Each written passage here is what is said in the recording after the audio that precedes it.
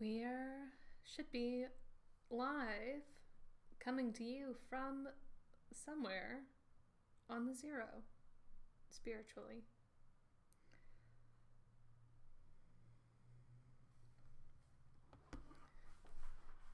I'm excited. Oh, no. Crimes. Oh, God. Okay.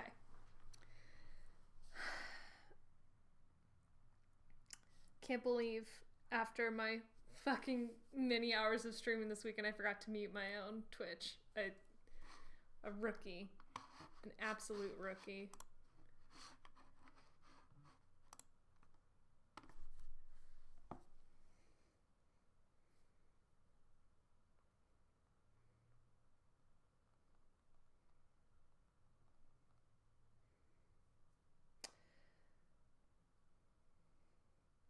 Emily says, Happy Kin Tuesday.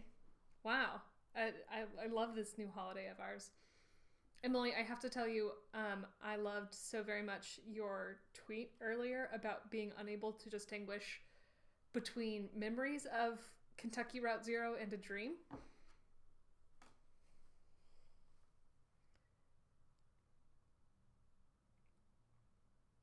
But I'm excited to see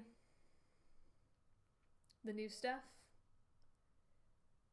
I'm excited to have the saga be complete.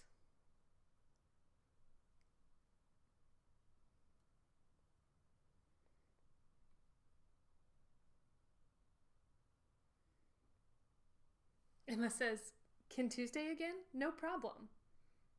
Emily says, thank you. It was a truly bewildering experience.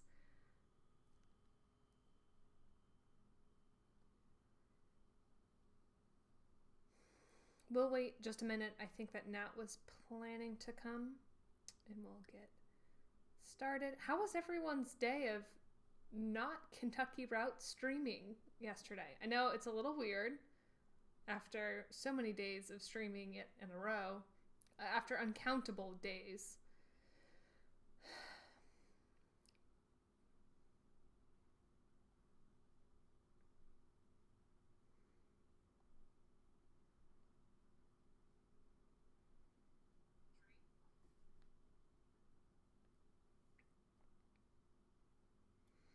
Emily says it was actually very weird. We watched Parasite instead. Oh my gosh. There's some connective tissue between Parasite and Kentucky Route Zero for sure.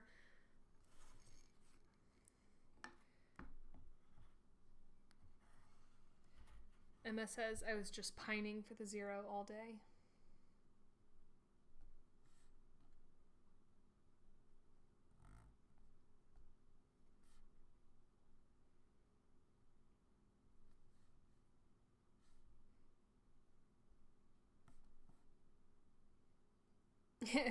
Emma clarifies, the connection is capitalism bad. You did it. You saw through to the subtext.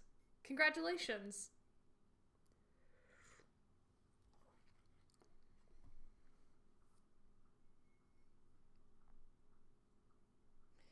Emily, you'll have to let us know what you thought of Parasite.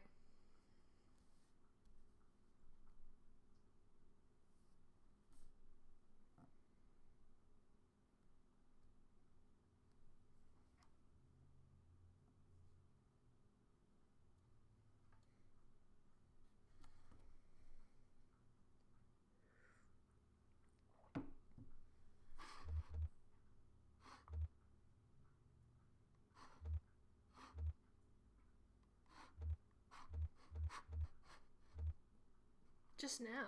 I don't know that that's true, Kentucky Route Zero. Yeah. I saw it in theaters. I actually had a very weird experience seeing it in theaters because I saw it at the Independent Theater here in town, which is linked to the university. And so my showing of it was mainly like older kind of bougie looking white folks, and I feel like we kept laughing at very disparate places in a way that was weird.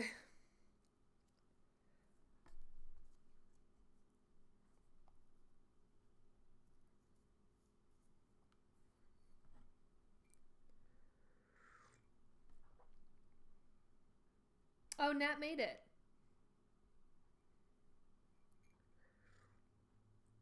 Nat, were you successful in watching like 4 hours of catch-up VOD before this?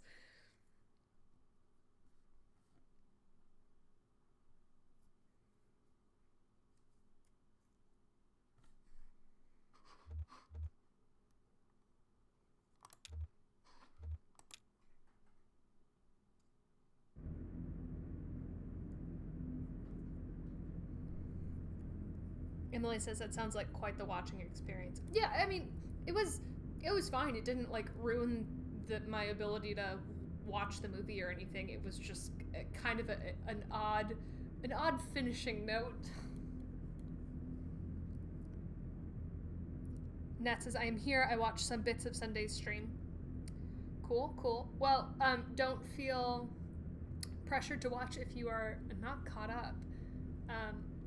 We are also going to play the interlude first, so we can tell you as much or as little about what happened as you desire.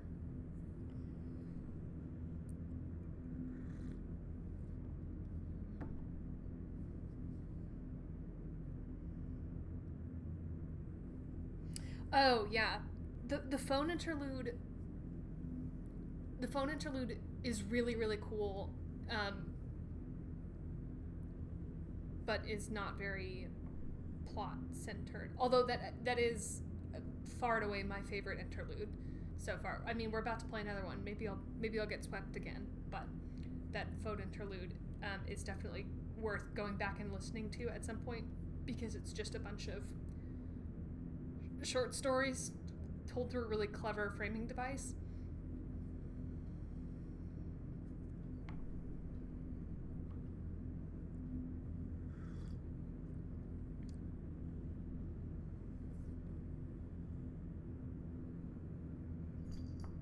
Oh, okay. So no Parasite spoilers for Nat.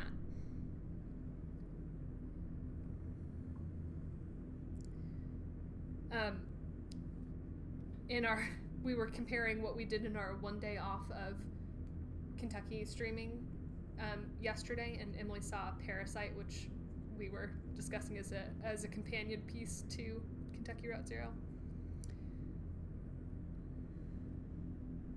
Okay. I think unless anyone needs like a refresher, I think it would behoove us to jump in because I'm not sure. I wouldn't be surprised if we have like another 4 hours tonight. So here's your opportunity. Speak now or hold your peace.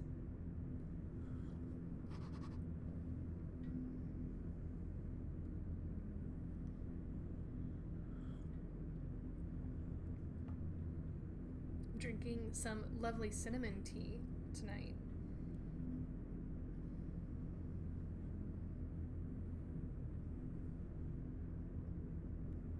Goose, loudly slurping next to the microphone, is drinking some only the finest tap water.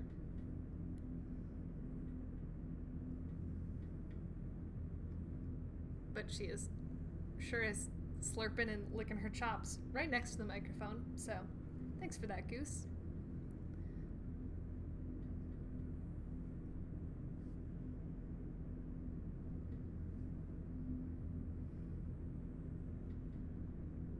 Oh, yeah. Emily says I really liked it overall, but I did have a deep, irrational fear of the circumstance that is occurring in the house, if you catch my drift. So I did not sleep great last night. Yeah, super fair. Super fair.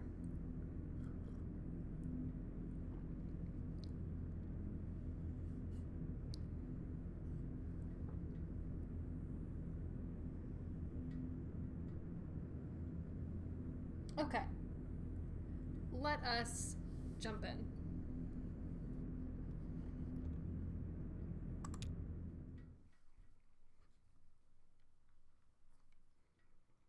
Un pueblo de nada.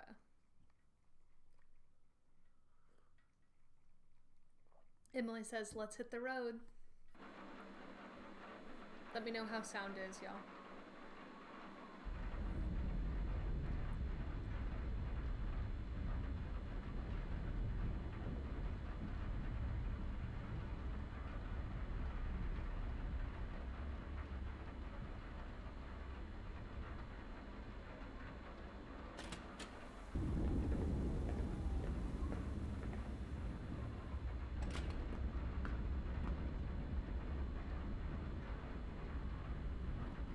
I'm not late, am I?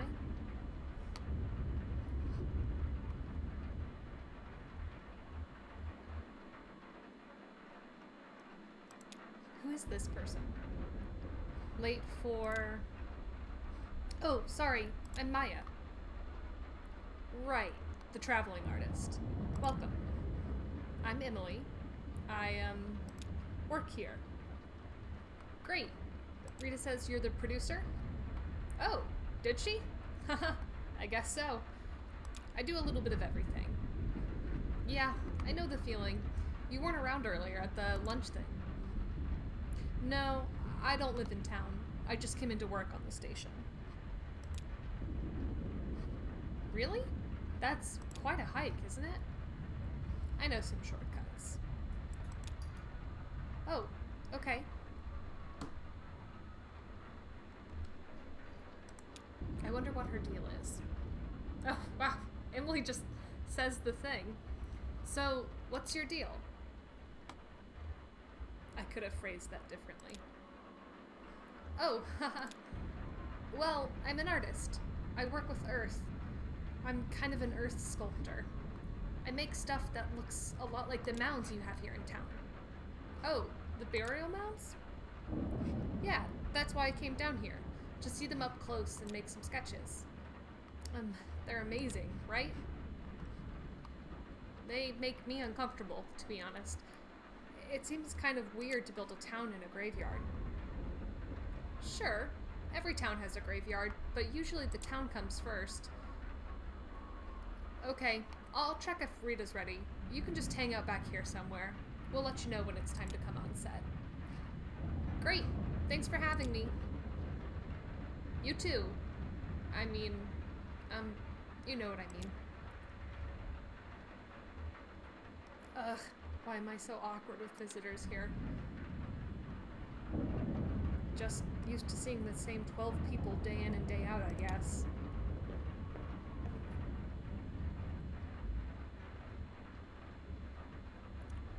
Nat says I watched the part where Conway turned into a skeleton and sailed away. Uh-huh, yep.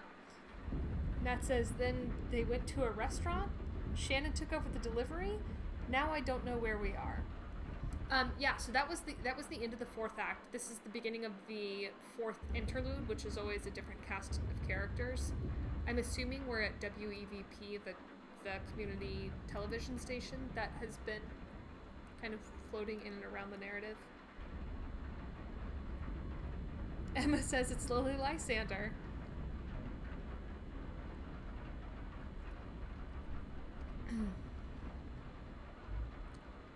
At least the floor is staying dry. My left boot has a hole. Ben and Bob, working on a project. Oh wow, I love this. So this is Emily, Ben, and Bob, who have been in many of the interludes and are also some of the first people we met in Act 1.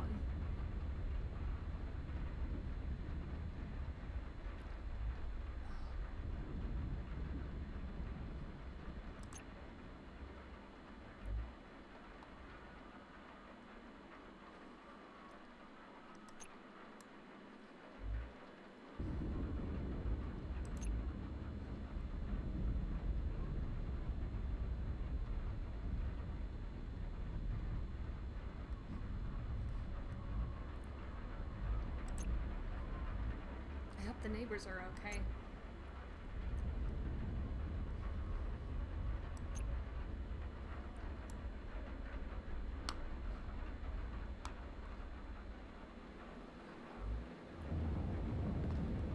Miss you, Cross-Eye.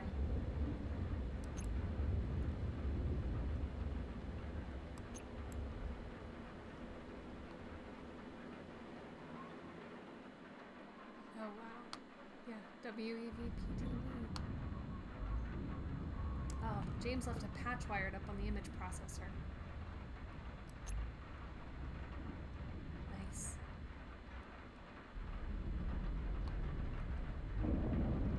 Slow-mo crow. Keeping an eye on the control board.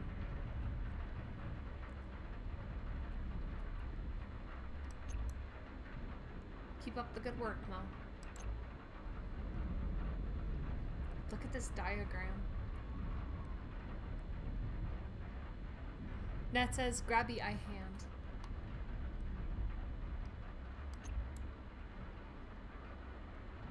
Maybe there'll be time to play with it after the show.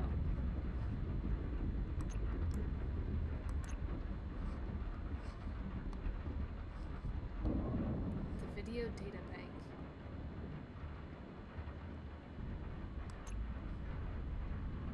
It used to be on the other side of the room, and the couch was in this corner. We moved it here with the ceiling, where the ceiling is least leaky. It's further from the windows too, so sunlight doesn't bleach the labels. So much of archiving is just playing hide and seek with weather.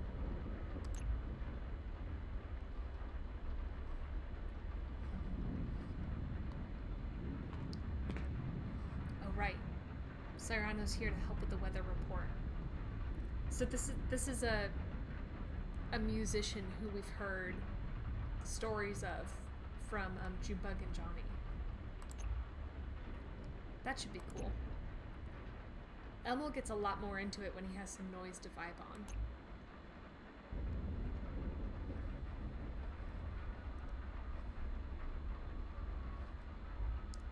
Looks like I made it just before the sky broke open. If it gets any worse, we might be stuck in town tonight.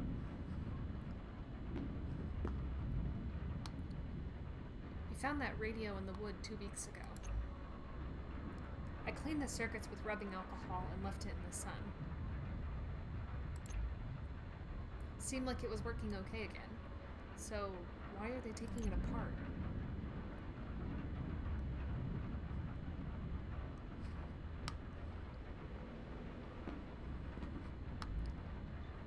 Time to start the show.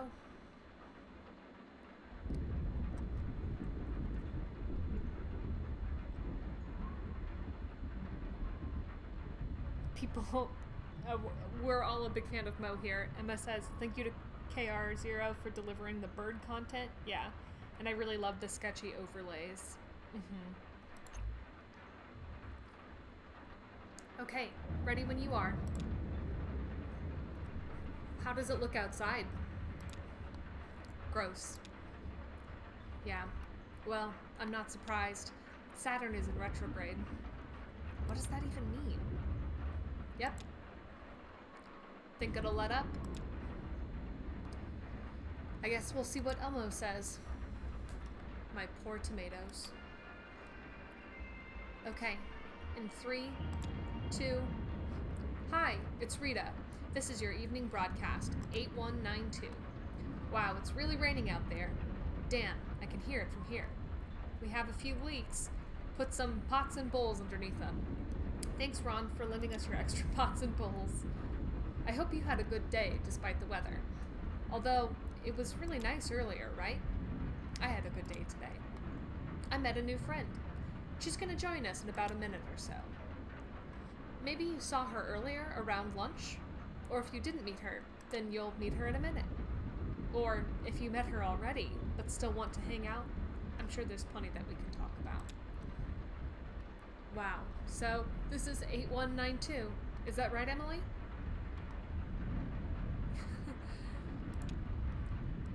What is she talking about? To the camera. That's a lot of broadcasts. I came in around the 5s, so I've only been around for half of them.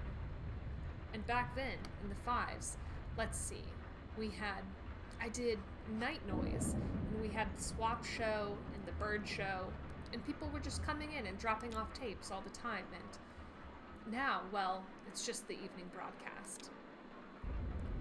But it's not like, I'm not saying we're in decline or anything like that. I love the evening broadcast. I think it was the first show we had on here. It was the first show not produced by the power company. It was the first community show, yeah.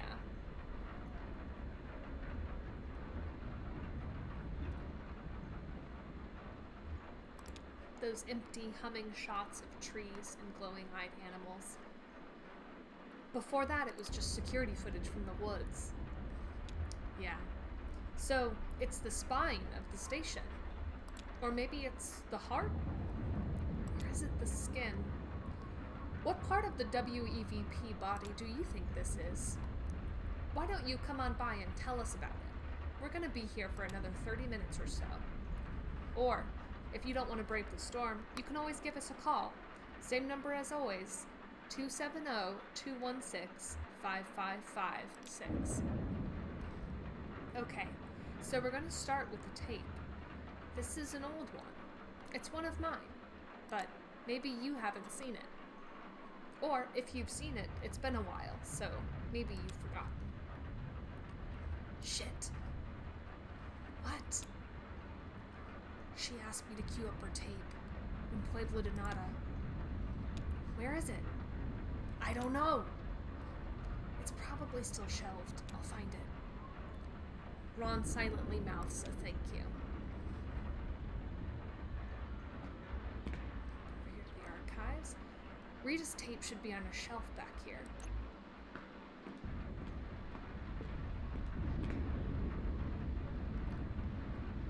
Emily scans the shelf of videotapes.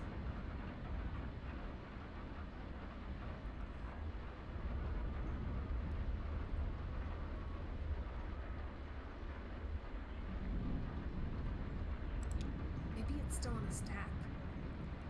Emily rotates a few tapes piled on top of the shelf, inspecting labels. To herself, absently, no, that would be too easy.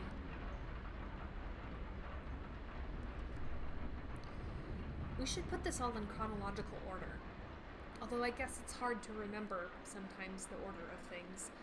And some of these tapes were made at the same time. Or we started one video and then started another in the middle, and then came back later and time is out of joint. It's like sweeping a beach. Oh, wait a minute.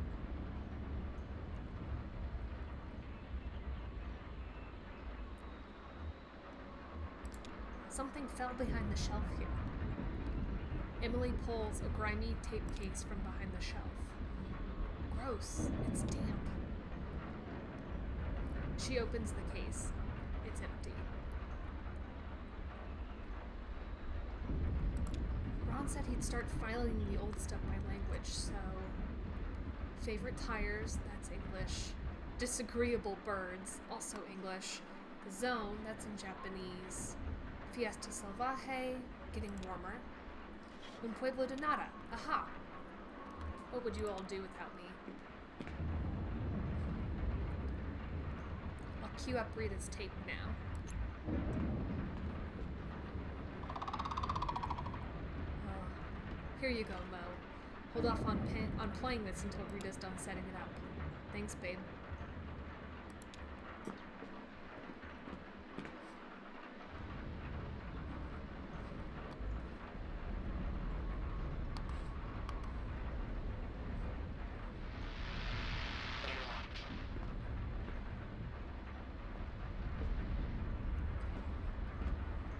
Ready when you are, Rita.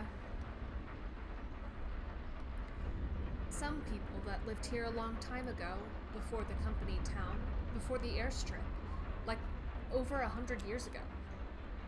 Okay, so I hope you enjoy it. Ready, Emily?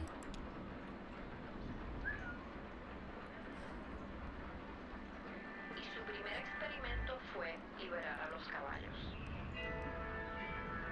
Llegaron de I Florida. wonder what Maya thinks of the dog. Antes de eso, de algún lugar en América Central.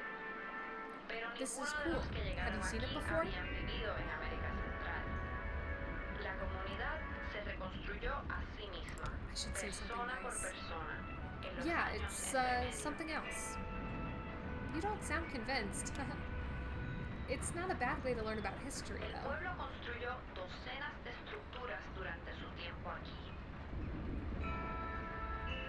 La única de I esas helped Rita edit estructuras this. todavía en pie It took us all of a es week, la que coming in llamamos here el after the day's database de video, broadcasts were done, la cual with the night loop construyeron running con in el the background. propósito de ser una We'd play biblioteca. her narration on cassette and write down times, then scrub frame Pero by frame hasta through the ese video and edificio cut ha it sido just so. modificado y reparado Excruciating. extensamente. Probablemente ninguna de las estructuras presentes It son is history, originales. right? Or just a Las story? otras estructuras construidas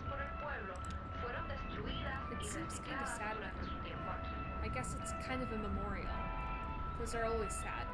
A memorial to the people who used to live here. La única razón por la cual Or conocemos is de there esas even a difference? esculturas o cualquier otra cosa del pueblo Although, now the es tape is por just las here, anotaciones on a shelf. detalladas que escribieron, Every once in a while we sellaron dust it y off and shuffle it preservaron en la around the biblioteca. airwaves again like an old dog. Este fue su credo. Sorry, did I say something wrong? Oh, no, I'm sorry. I just have some Era weird una shit going on in my head tonight. científica. You know what I mean? Ellos creían que los comportamientos humanos, okay. físicos, sociales, Sorry I spaced out. psicológicos, emocionales, Don't worry about it. espirituales, todos estos You should- comportamientos son fenómenos que se Oh, forman should a I go base sit? de su ambiente. Yeah, it's almost over.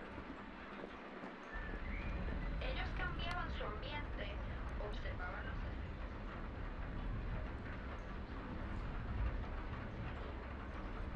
Next up is Maya's interview.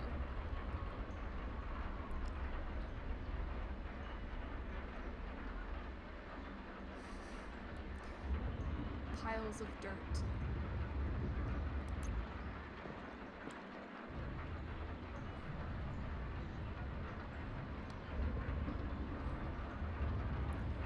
So, where are you staying tonight? Here in town. Oh, good. Yeah. Even before the storm came in, I thought it'd be nice to get some rest before the long hike back to the highway. Ron offered his loft? What? He said I could sleep in his loft. Oh, honey, he's talking about his barn. Ron, nobody wants to sleep in your barn. Ron shrugs. It's not haunted.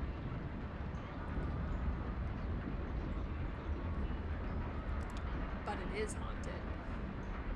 Bob got some pretty clear voices there in his tape recorder. He wanted to have a seance, but couldn't round up enough brave souls to go all the way around the table.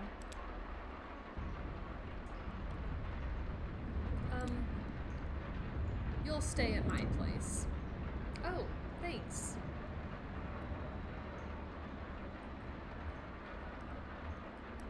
Oh, Ron. Do you need anything? Actually, do you have an extra toothbrush? It'd be nice to sleep under the stars. I think I do, actually. Yeah. Oh my god, I've been in the woods, you know? Right. I actually used a twig this morning. I kinda chewed up one end. No stars tonight, though. I've done that. Really? I'm disappointed. I thought I invented it. Even better, you can chew on some pine needles. It really freshens your breath. I mean, it's not perfect. Wow, that's roughing it. Just close your eyes and pretend, I guess. Right, exactly. And even then, it's just not the same as real toothpaste. Do they know we're rolling? Emily waves to Rita. Oh, okay. Hi, so I hope you enjoyed that video. Like I said, that was from, it's several years old. I can't remember exactly. I enjoyed it very much. Oh, thank you, Maya. What's next? I brought in a tape. Oh, okay. You good? All queued up? I'm gonna check on the boys.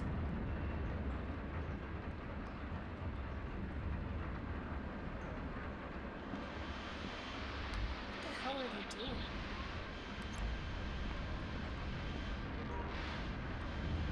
Ben and Bob are seated on the couch, poking at the electronic innards of the radio.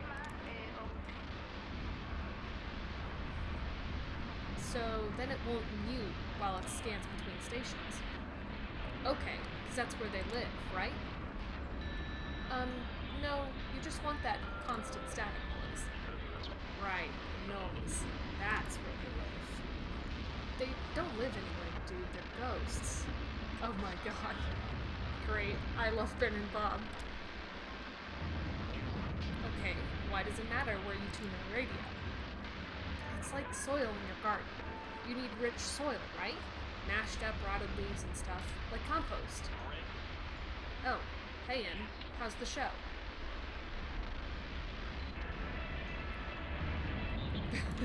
Ben has something stuck in his beard.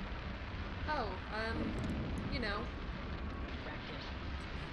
it's a piece of food? Actually, maybe it's a leaf. Pretty good progress on the ghost box.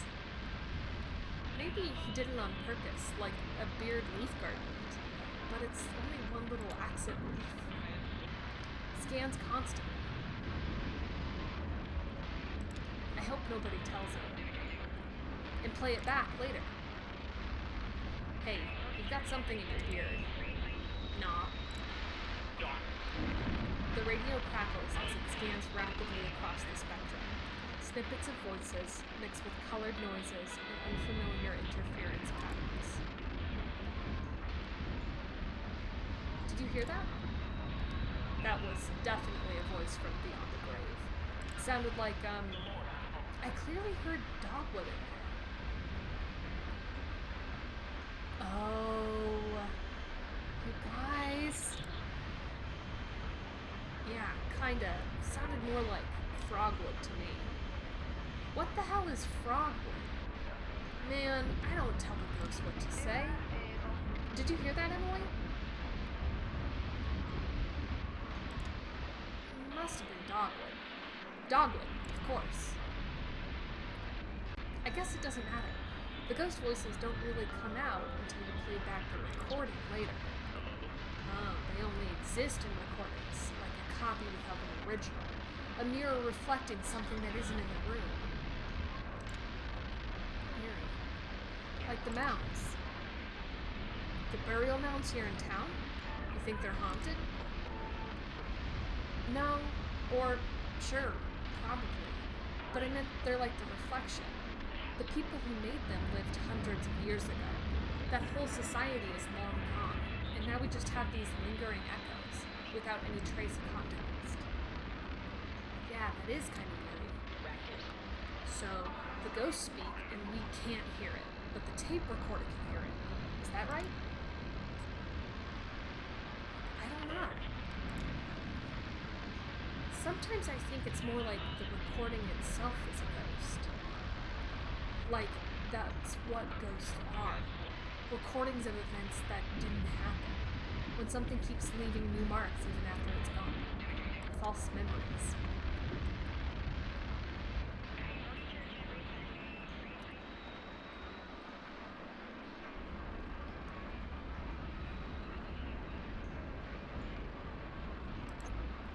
The town looks really empty in the rain. I wonder if it's true in cities too. If rain makes it all look empty. I'm trying to remember. What's a big city I've been in when it rained? Oh, Chicago. Downpour on Western Avenue. We took shelter in a gas station. Does it just look empty because everyone stays inside? No, there's something uncanny about a town in a thunderstorm. It's like a reanimated corpse.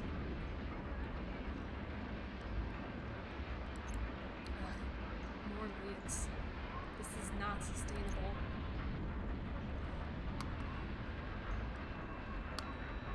The bowls on the floor are getting full pretty quickly. I hope somebody is planning to empty these. Somebody else.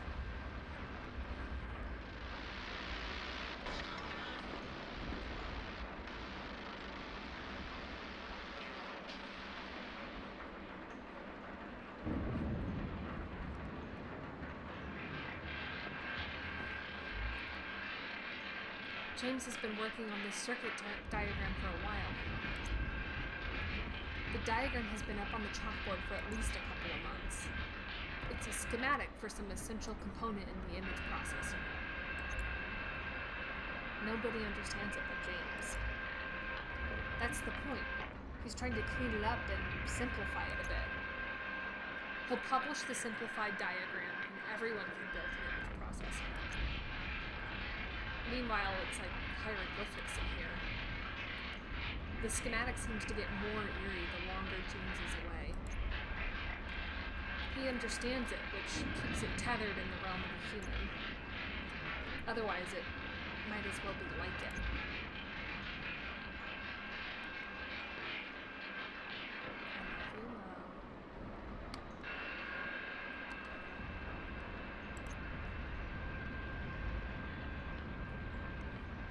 I love the oscilloscope. You can plug any signal in here and it shows up on the screen.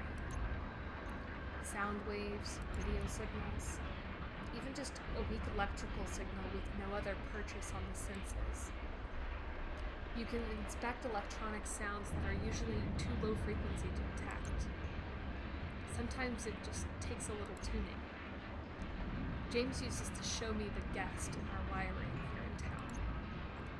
There's a low hum, barely even a hum because it's too slow to be audible. A slow, gentle oscillation that offsets every other electrical signal in town.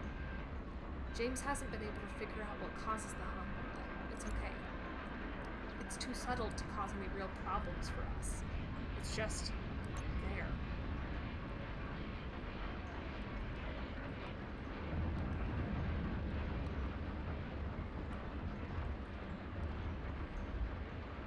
It's Ron's big moment.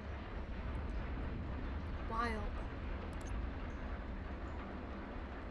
So, okay, Ron, anything you want to tell us about that tape? Everything on that tape was wild. Really? Everything? Wild stuff indeed. Even the horses? Everything on that tape was wild.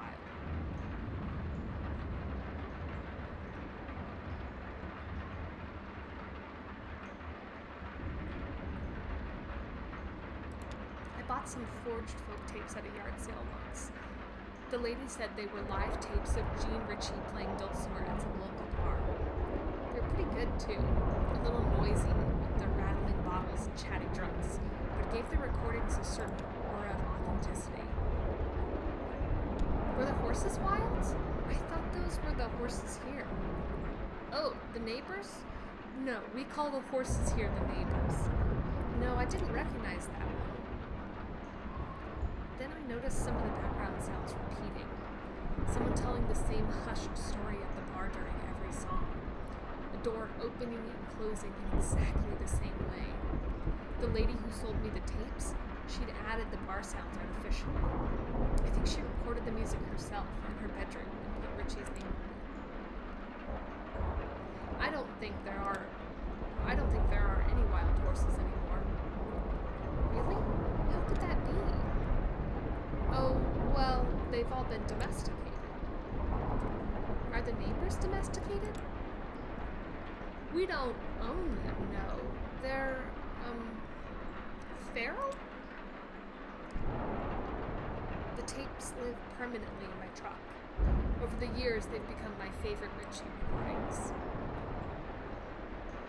Oh, right. In your documentary, you said that the people who used to live here had freed their horses. Exactly, but you can free your pet cat, but it won't turn back into a panther? Right. That's a kind of haunting. A kind of ghost, like Ben was saying. But everything is a ghost around here these days. It's a ghost town with people still living in it, against all reason.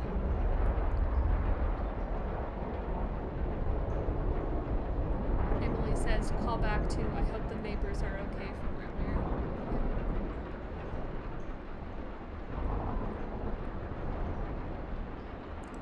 Despite all of the pain in this town's history, the pueblo de nada vanished, the airstrip looked bankrupt, the company town buckled under guilt and exploitation.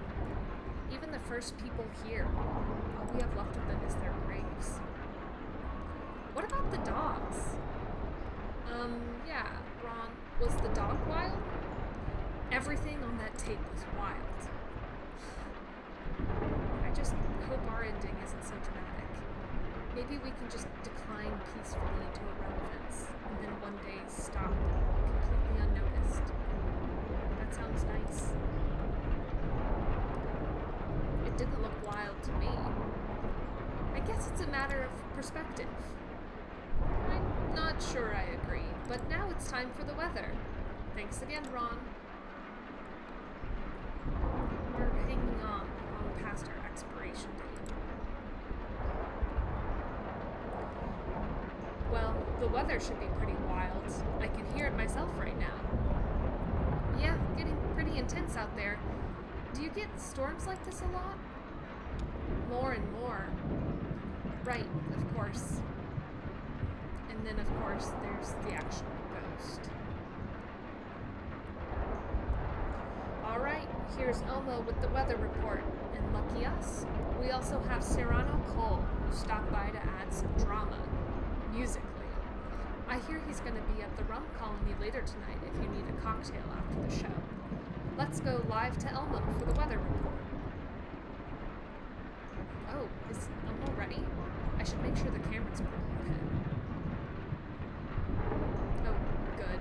Standing water on the floor and a hole in the pool. Cool. My socks are getting wet. I love to have wet socks.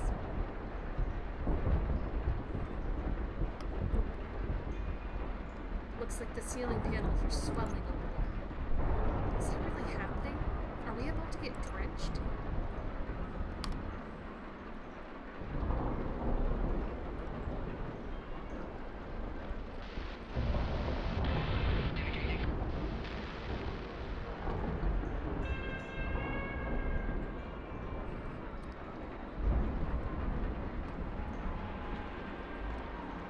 Elmo and Serrano are killing this weather report. Hey.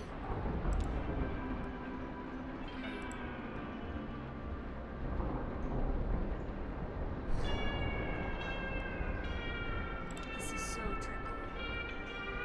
How do they work out these ratios of oil, water, and dyes? It seems so precise the way he drips them in, one little half drop at a time. Must have been a lot of trial and error. Just staring at a circle of light on the wall. Drip, drip, drip. Where do you get your supplies, Elmo? Ben has a guy in... Oh, wait, you mean the projection stuff? I mail ordered these candle dyes. The other stuff is just mineral oil, like you can get at the drugstore. The projector, somebody just left it here, man. Incredible. Actually, it was the girl who does the pirate video stuff. You know, jamming our signal. Weaver. Yeah, our resident ghost. Ghost, huh? You really think she's dead? Does it matter? Of course it matters. You can't leave a ghost behind until you die, right? Well, that's one way to do it. But have you ever missed someone so bad you felt like they were haunting you? Or been in a relationship with someone where it feels like their ex-lover is always in the room? I see what you mean. Hey, do you think she'll get us tonight? It's about time, right? He's right. We're about to. Plus, Saturn's in retrograde. So I hear. Not that she keeps a strict schedule, but it's never longer than a month or two between, what does Mimi call them? I know they're bad for the general vibe around here, but can I be honest? Emily nods in mock gravity. I kinda like it when she busts in and takes over our signal. It's like a log falling on the road. Reminds you that all this used to be trees. Interventions, that's what Mimi calls it. It's been going on for a couple of years now. Her performances were so cool, though. I never saw her perform, but I'd heard about it. Oh yeah, I saw her do it a few times. I was into it. That first time she jammed our signal and showed up in our broadcast, I didn't know who she was. She'd already disappeared when I came in and took over her old job. She did lectures, right? Yeah, you could say that. I thought of them as storytelling sessions. She talked for hours and shuffled through slide after slide of shapes, numbers, weird constellations. Who knows what any of it meant? Everyone was so excited and confused, scared a little, on the defensive. They still are. And this was her projector. Right. I don't know where she got it, though. It still works pretty well. I got a spare bulb at a resale shop, but I haven't had to use it yet. It's strange. I never think of what she's doing as hostile, really. Sounds like Elmo has the same impression. What happened to the rest of her stuff? I bet her slides are still here in the studio. Maybe with the posters? Sherry has all Weaver's old notebooks. I know that. She keeps them in her archive, you know, the big blue filing cabinet with the daisies painted on it. Yeah. Anyway, the really hard part is the two pieces of glass. They have to be paired very precisely. I had to get these from the clock store over in Glasgow. That's where they come from. Clock faces. Thanks for the tips, dude. Anytime, dude.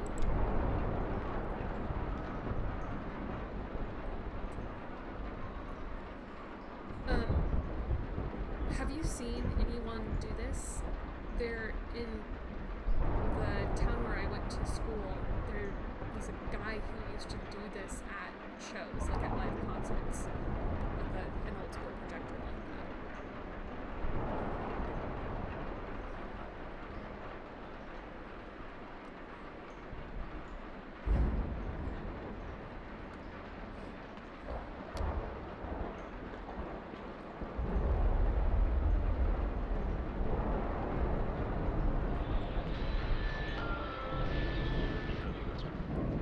There's that big blue filing cabinet.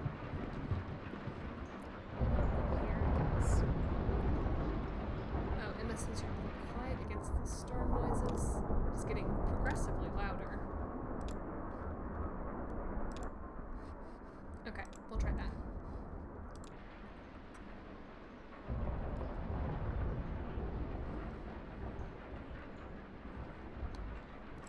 Back to you, Rita. Thanks, Elmo and Cyrano. So next we have a selection from the video data bank. You're gonna like this one. Maya. This one's about caves. Ooh. Yeah, local caves. We play this one a lot. It's pretty cool. The telephone rings. Oh, but we have a phone call. Should we get it now or should we wait? We'll get it now, okay? Rita presses a button on the telephone next to her. Hello, WEVP. Hey Rita, it's me, Jeff. Remember? It's Jeff with a G.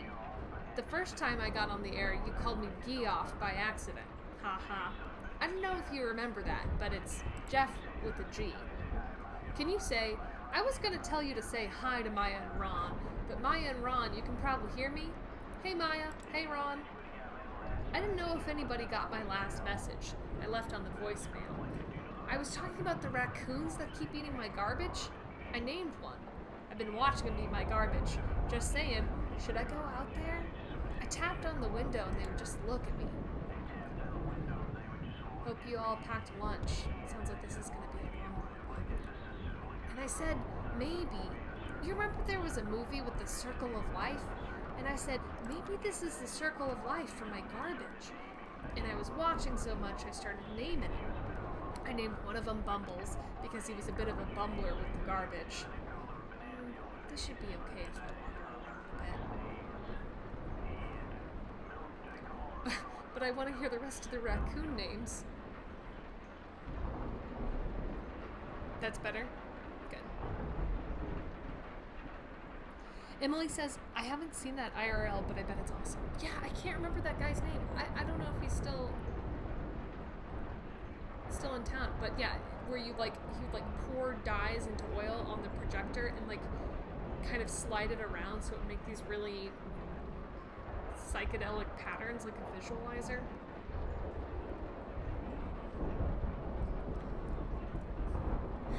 Hey babe.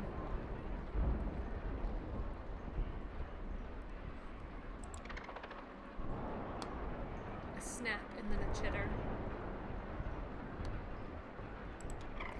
Did you know Weaver?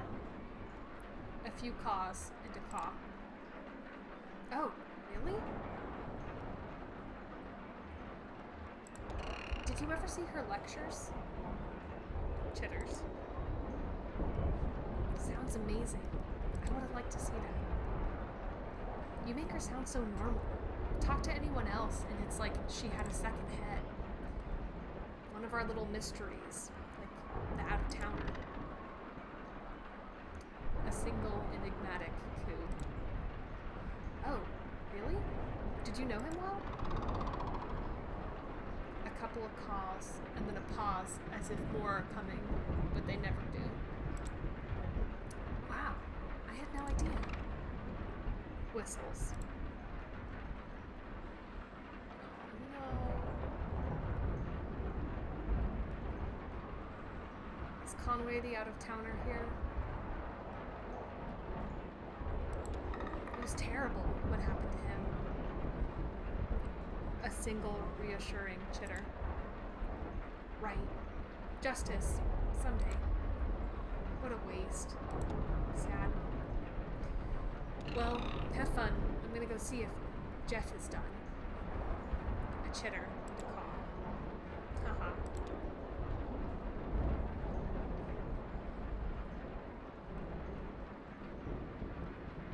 Someone, Mimi I think, was tracking Weaver's appearances here. She'd jot down the time and date whenever there was an intervention. Mimi hasn't been by in a few weeks, though. When was the last one? Let's see what the notes say. Oh, wait, she just wrote times, not dates. Well, that's not very helpful. They're all at night. I guess that's a pattern. Oh, and here's Ron's recipe for mac and cheese. 6 cups of milk? Decadent. No leaks back here yet, at least. I have a bad feeling the situation won't last. Soon I'll be scrounging for a tarp to protect the video data bank.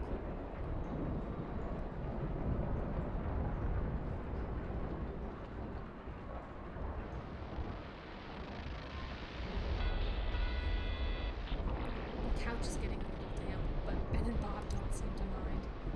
Probably too wrapped up in their project. Bob had some theories about Weaver's broadcast. He was considering how she might be tapping into our wires here in town. He built a model, like a proof of concept. This big metal box you could wire up and use to take over our signal.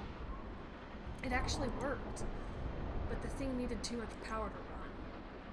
Even a car battery could only keep it going for a few seconds. Weaver's broadcast just loops and loops. Sometimes for hours. Consolidated Power doesn't pay any attention to this town anymore, but they still have us on a strict energy budget. There's no way she's built to do it.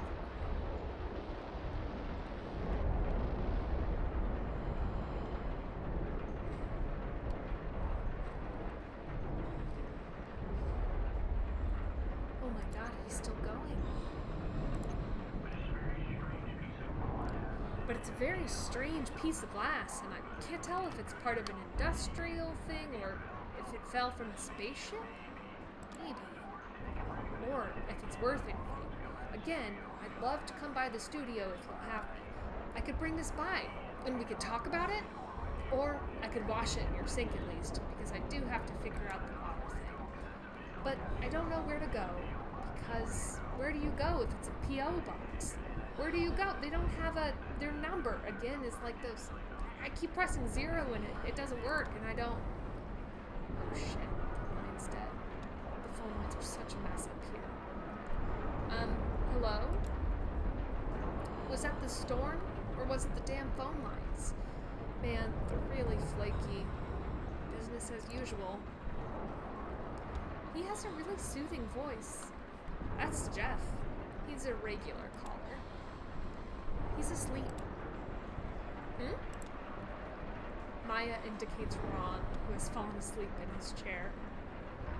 Oh, well, let him sleep. Okay, well, let's play the tape. This is cave art. It's a classic around here. I'm excited. Oh, I'm excited. Looks like Mo's got this one all queued up. Way to go, Mo. I should let Maya enjoy the tape.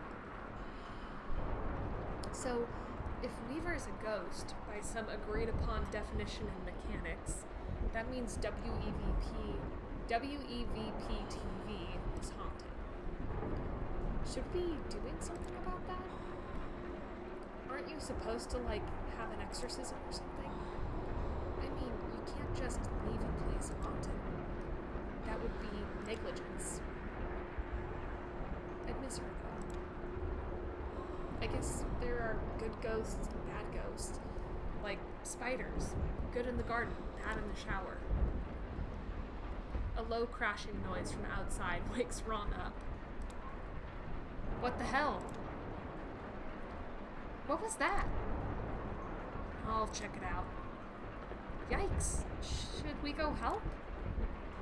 Oh no. Oh, the tape is over.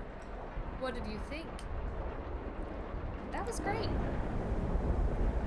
Yeah, I liked that one. That sounded pretty close. Oh no, is the power out or just the lights? I don't know. It's I'll take a look. Maybe a fuse blew on a relay or something? Some scared rat chewed a wire. Abandoned ship. Just kidding. Guess I'll take a look around and see if anything's amiss.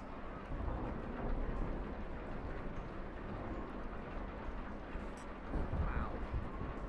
Our little town must seem even more romantic now, huh? If it survives the night. Maybe we should call...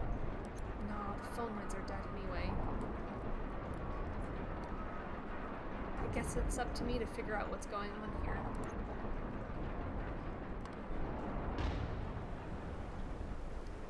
Is that a... No, of course not.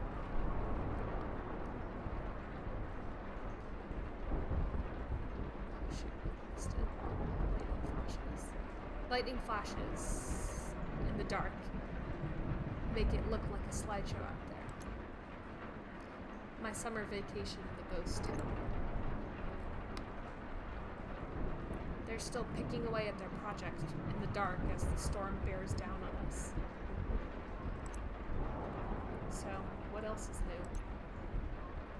That's this whole town, just whistling along on its way to the grave.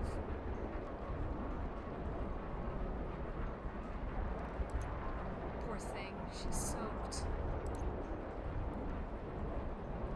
Are you having trouble with... Oh, I spoke too soon. I thought your power was out. Yeah, it just came back on. Weird. Good though. You made it in the storm. Oh, I never missed the evening broadcast. To be honest, it's the only time I get to share my work.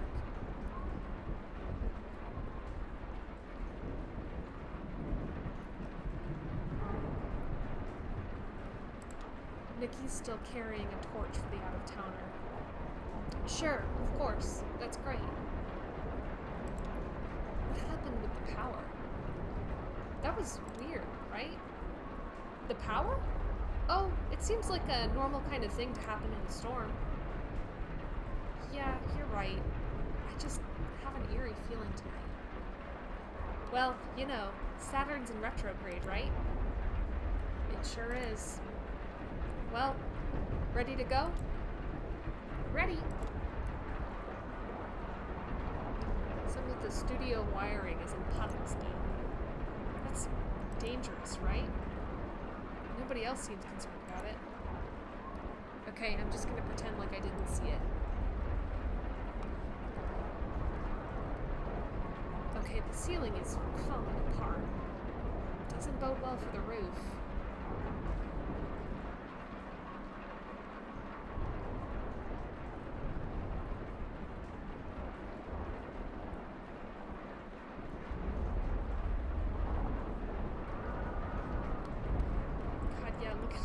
Look at all the water on the floor.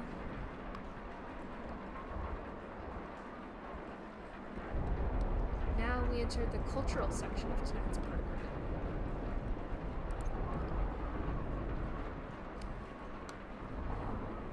Did you fix it? Just came back on its own. It'll just take a few seconds for the equipment to warm back up, and we'll be on the air again. Spooky. It's a disaster out there. The neighbor's barn is basically underwater. Wow, so just completely flooded. I passed Ron on the way in. He's gonna take a look and see if there's anything he can do. Will they be okay? Ron knows what he's doing. He used to be a firefighter. Well, it's a little bit different though, right? I guess. Nikki hands some wet paper towels to Rita. Oh, thanks. Nikki pulls a journal out of her jacket pocket. I brought my work. Oh, good. Nikki reads her poetry. It's a weekly feature of her broadcast. Oh, great. I look forward to hearing it. Yeah, I just hope that we can keep going. We lost power a little while before, right? Better get started then. To the out-of-towner. What eagle flew you to your final bed? It was not men who brought you there to sleep. The men who left you bloodied, then fled, had chosen mud and muddied watered creek. Did wild turkeys gobble, dote, and care, and wipe the moss beneath your eyelids clear? Did cardinals pull the twigs from out from your hair, and wash your hands and feet, and trim your beard? When wood ducks dressed you in your resting gown, and pigeons fashioned shoes from leaves and bark, who then sewed flowers into a burial crown, the one who made your headdress was a hawk. The men who broke your body, where were they?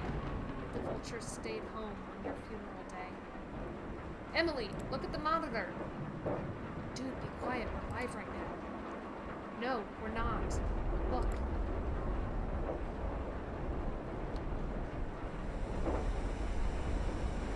That's not our broadcast. Damn, there she is. Elmo was right. What's wrong? It's her, Weaver. Oh, really? Tonight? Sorry about this, Maya. What's going on? Local prankster. She jams our signal every once in a while. Whenever the stars align. Prankster? Not the word I would use. Damn, so, what do you do about it? Well, just wait until she's done. We've never been able to stop her from jamming us. We don't even know how she does it. We should be back on in a minute, though. Don't worry.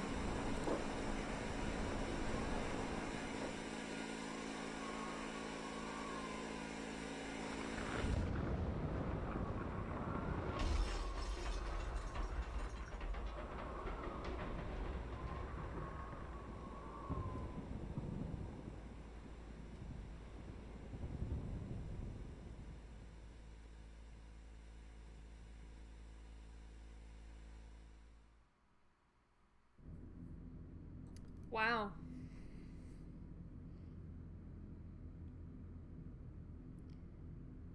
What an interlude.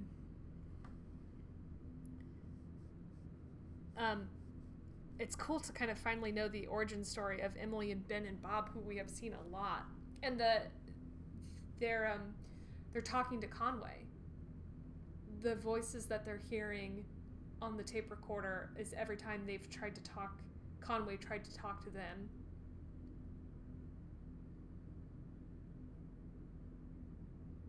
Wow. Okay, I'm going to put on water for another cup of tea, and we will keep going with Act 5.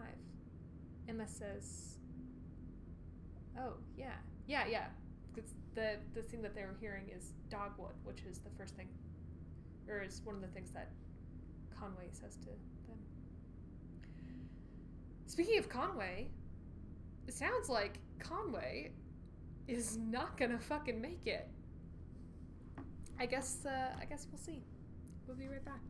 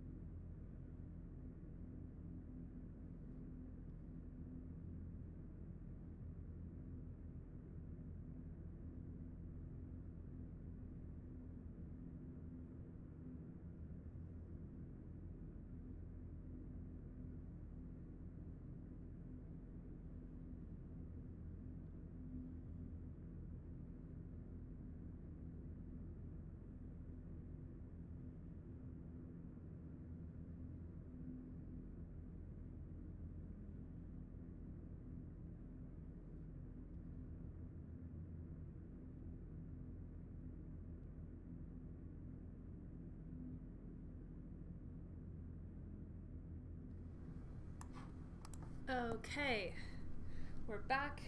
I have more tea. What did y'all think of the interlude? Nat says, Rip Conway. Yeah, I'm afraid that's what it looks like. Who would have guessed after he sold his debt to the power company and became a skeleton man that things would end poorly for him? Emma says, good interlude. Yeah, I like that one a lot as well.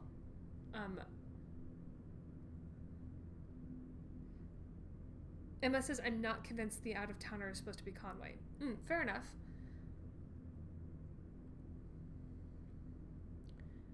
Do you think the out-of-towner, do you suspect it's someone else that we've met yet or someone that we haven't met? Nat says, very cool interlude. Yeah, I love the way it like ties these little moments and characters together.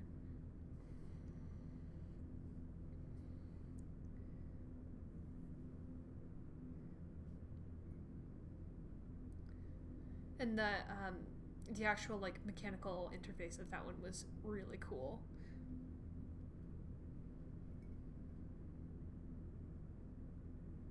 Oh, fair. Yeah. Emma says it seems like he was around a while ago, and this is the night of the big storm when Conway is at the museum. You're totally right. I'm getting the timeline mixed up.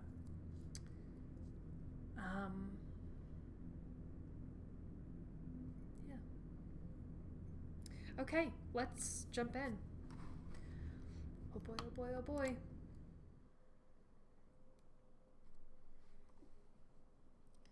Act 5. We finally made it. A town.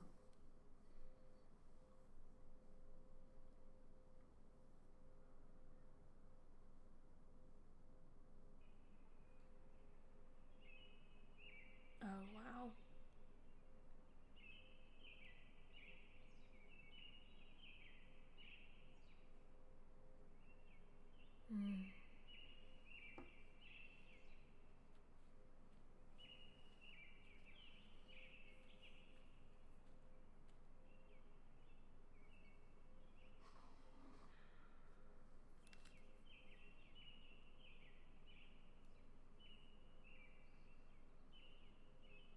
Oh. Content warning for animal death. If that is a thing that is upsetting to you, you should stop the stream right now.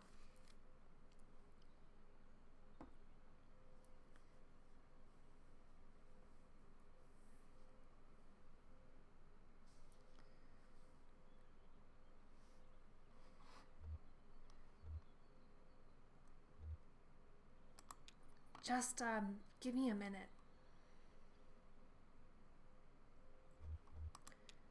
I'm afraid you carried more than your share.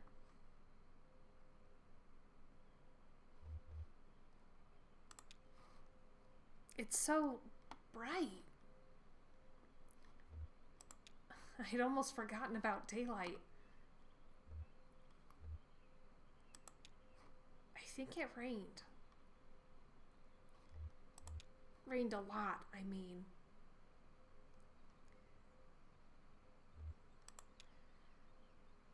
The worms are going to be out for sure. Have you ever heard a worm sing? Oh. Wow. Immediately hitting me with difficult choices between dialogue options I both love very much.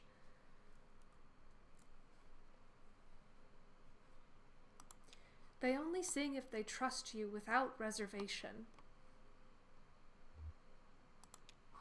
The worm song is completely unique.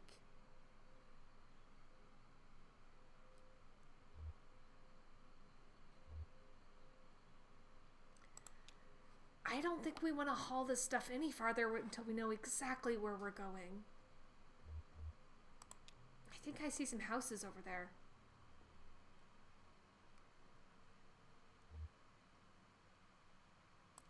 Okay, holler if you find anything.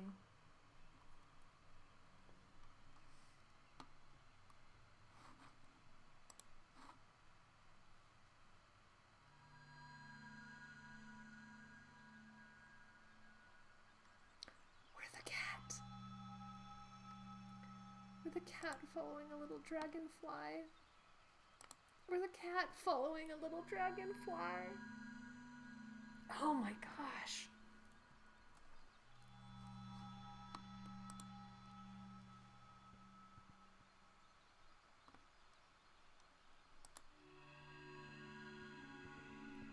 Oh, wow. Wow.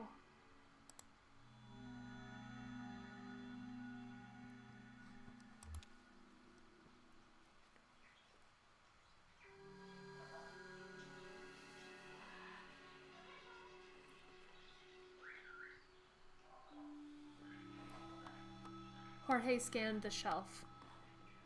He quickly found the book he was looking for. There were only a few dozen left. More shelves than books now. The result of an experiment called the New Selection. Privately, he called it the Purge. A Crystal Age. Anonymous. A fairly recent publication. Jorge flipped through the pages for a minute. The binding was stiff.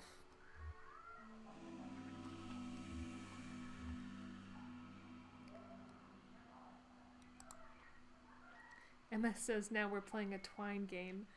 And Nat says we're the cat!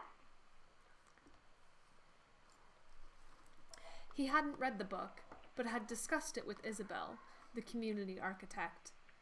It was the story of a man who sleeps for thousands of years and awakens into a world without hunger or strife. Isabel had requested the book, part of a collection she was building called Ecological Mysticism, and now it was to be the latest victim of Fraser's reckless experiment. Fraser proposed and executed experiments just like any other community member, but his experiments had a scorched earth quality. They were all destructive. He moved from one area of community life to the next in search of excess to cut back. Lately, he'd turned his sights to the library. The New Selection meant decimating their store of books according to Fraser's own inscrutable criteria. Now we are guaranteed something vital every time we take a book from the shelf. No more time lost to printed chaff. Fraser's colorless voice echoed in Jorge's mind. He felt like spitting. Instead, he tucked the book under his arm and set off for the woods.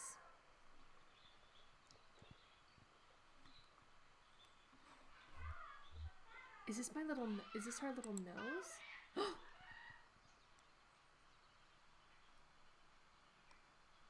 Oh, well, hi, kitty. Where did you come from, huh? Follow a bird up here?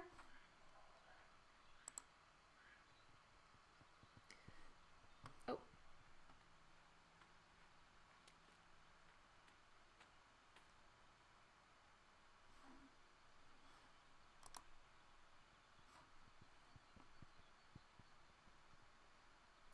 These folks, the one who built this thing, they chase birds too.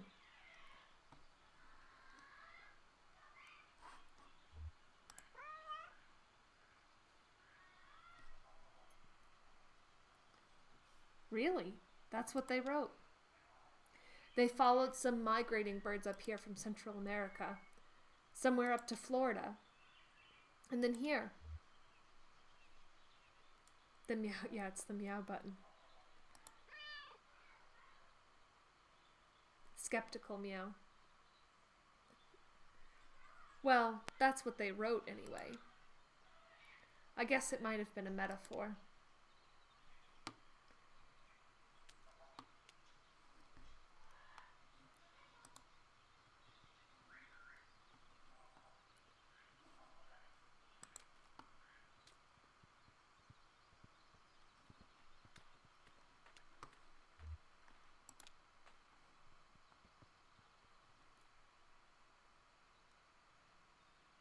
Sorry, the camera's kind of bouncing around.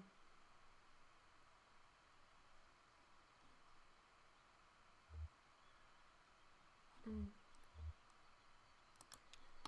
They were beautiful animals. No, I should say.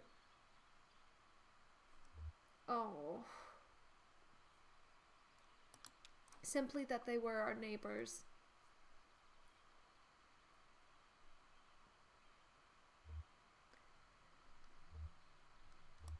And they're free. I should say that they are free.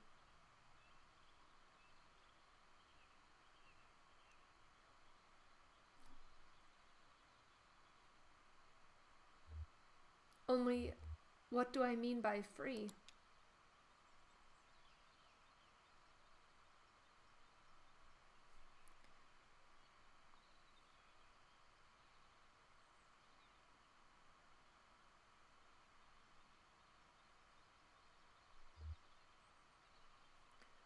Oh, hello. Sorry, I'm just thinking out loud. I'm writing something, a sort of poem. Who's it for?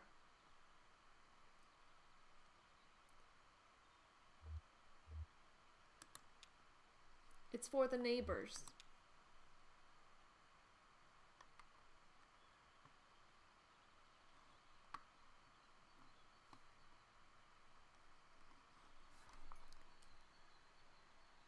Waffles for my weather.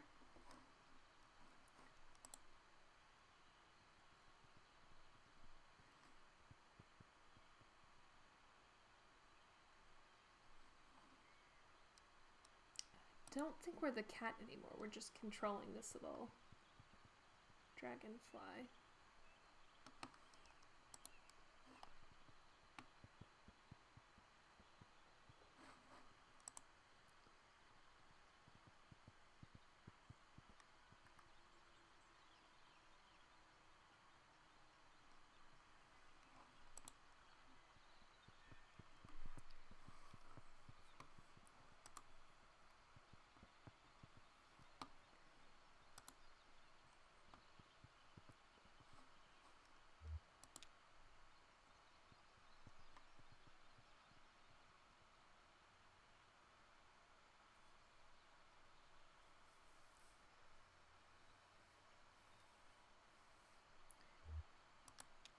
They must have been pretty nice pigs if they let you ride them like that.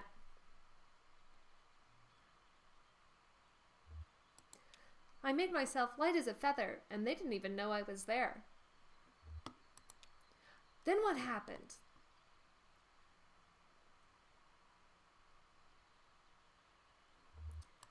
Well, later, I had to cross the desert of broken glass. My shoes were ruined almost immediately. Wow, did you cut your feet at all?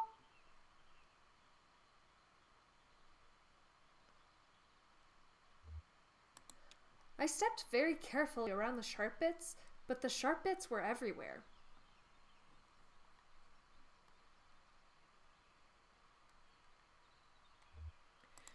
The desert was every different color all at once. I was overwhelmed.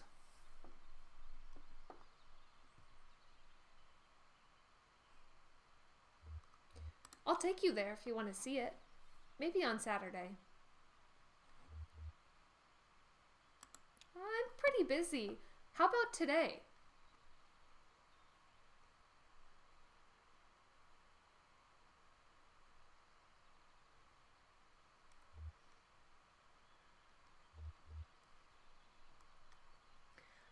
I was traveling with some strange companions for a while too, but not as strange as yours.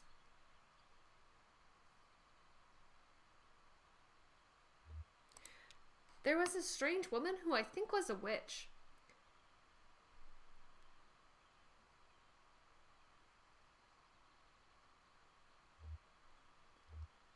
She gave me a magical amulet for protection, but I lost it.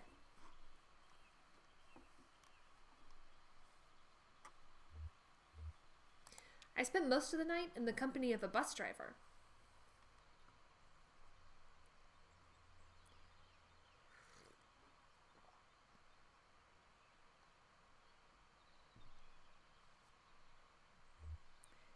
She told me all the secret spots to wait for the bus. In fact, she gave me a thorough tour. I'll share the secrets with you, but only with you.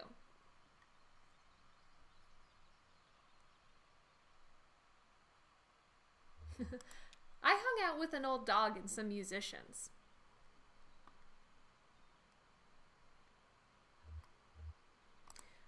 Wow, I'm jealous, but I won't let it ruin our friendship. We should stick together.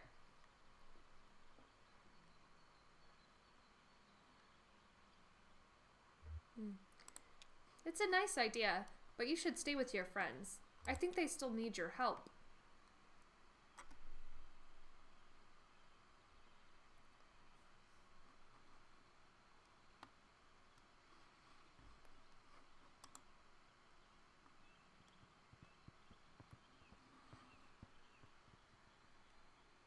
See all the birds along here?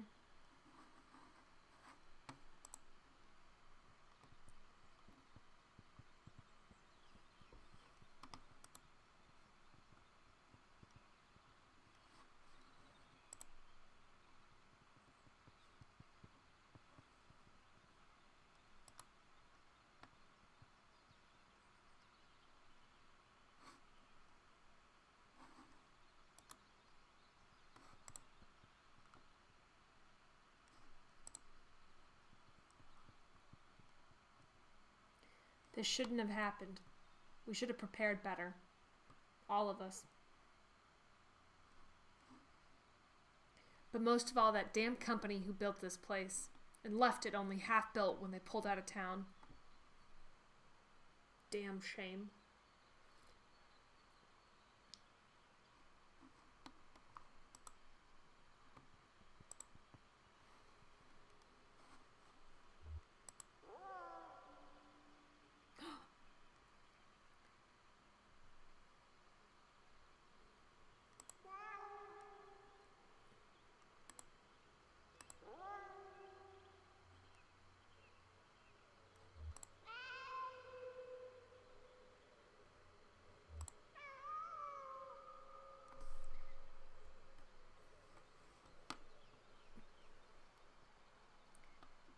Cat's in a hole.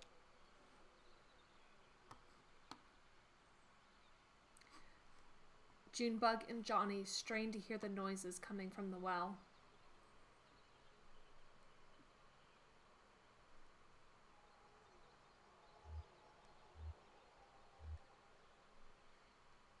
It's like two people talking, but not to each other.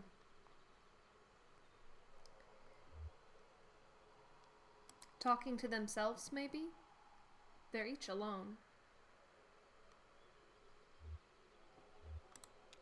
You think the truck's okay down there?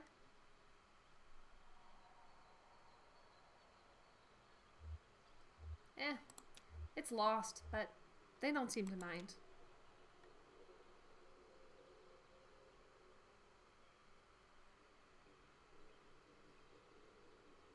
Nat says, should we be the cat and we just can't see it? Because that's a tragedy.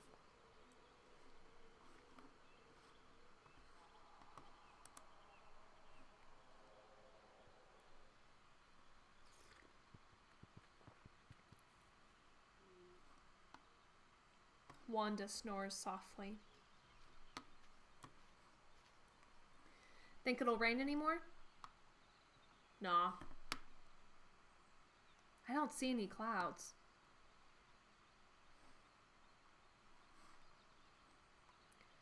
Hell, it'll probably rain anyhow. Just our luck.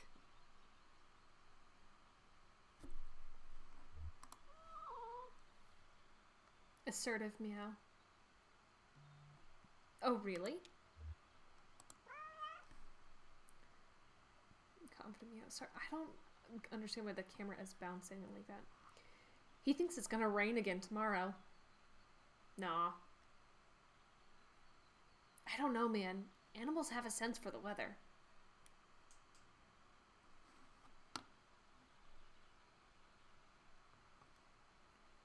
So Emily can definitely talk to animals. I thought maybe it was just Mo, but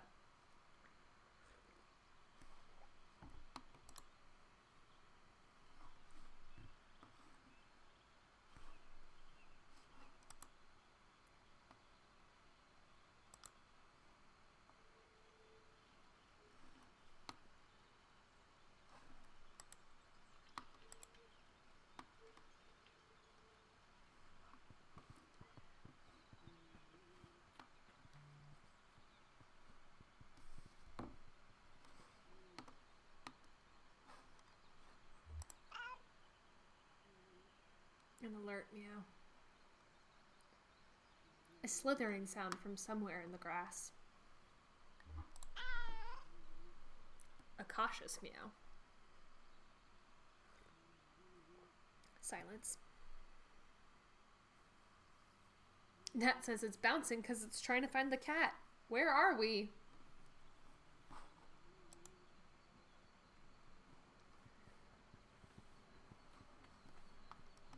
Oh, boy.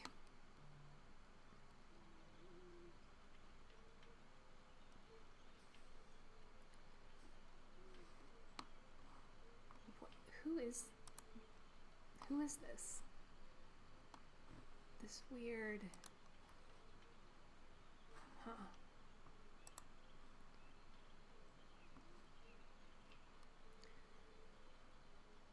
Wanda continues to snore softly.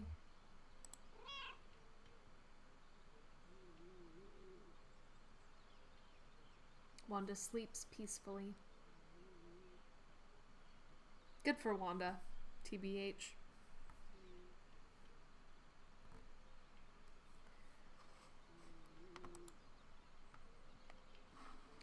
I want to know who that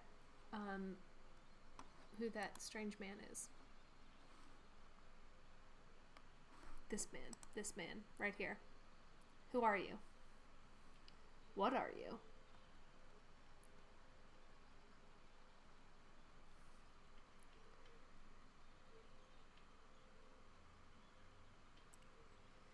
Nat says, I'm being serious. It seems like a glitch. Emma says, yeah, it's weird to me. It's not behaving like anything else in the game has behaved so far.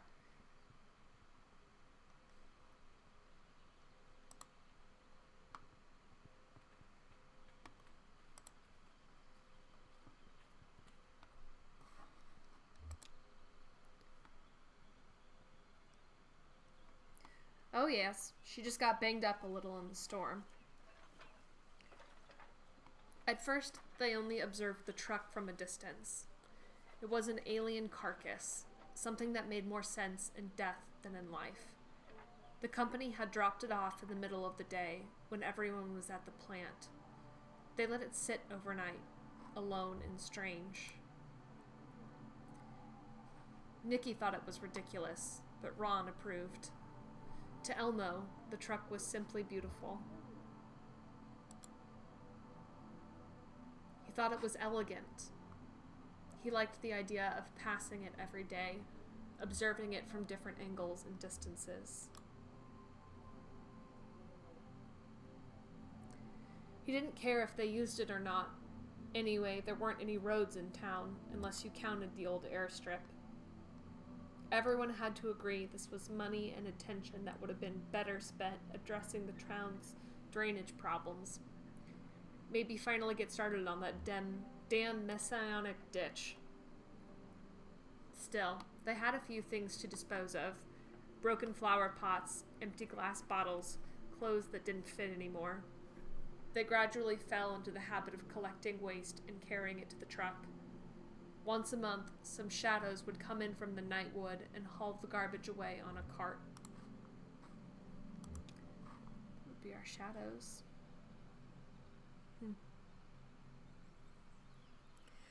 Nat says, real bummer to let us play a cat and then immediately break. I wanted to see it run around. Yeah.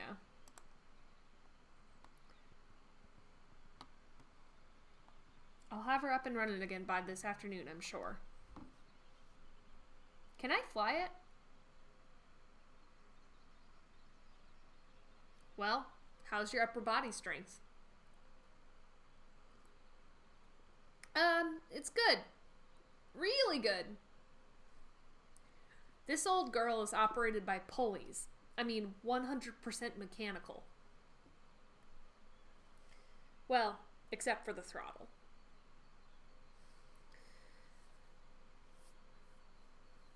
I could do that.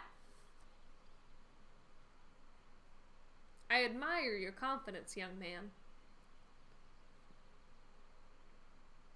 Yep, just a little bit metal. I'll have her skyworthy again in a matter of hours. Wow. I've been doing this a long time, kiddo.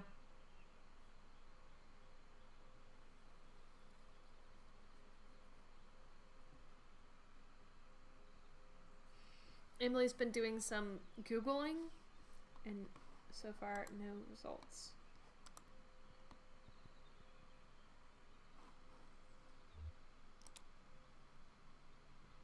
More shadows. Oh, there's a cat. Elmo gave Rita a tour of the cameras and the wiring. Oh, that's the TV station from where we just were. She'd just been through a certificate program on public broadcasting at the community college, so no surprises there. Nikki showed her the video data bank. James demonstrated the send and image processor. And then Ron came barreling in with an urgent expression. The station had a great collection of videotapes made by local artists, along with a huge library of what looked like home movies. There were tapes about local politics, the weather, video dream diaries. Rita was eager to start contributing her own work. It wasn't quite the radical guerrilla television crew she dreamed of joining. This group seemed more interested in sharing the town's home movies than culture jamming and interfering with corporate stations. But she liked the focus on local concerns. Ron's news was clearly bad news. Rita's heart sank a little as they listened. She knew things were unraveling, knew from experience what that looked like. But as she listened to Ron detail the power company's sudden withdrawal from town affairs, she heard other possibilities. She studied their faces and found concern, for sure, but also something like relief, hope, an awakening of play. Nikki looked like she might have been daydreaming. These were people, Rita decided, ready to step out of the company's shadow and build something of their own. Ron said the TV station would still be funded by court order. Could that be their anchor?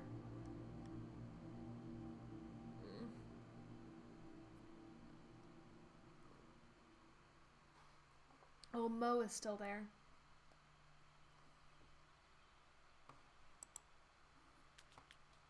Okay, now we have the cat again. Look, we got the cat back.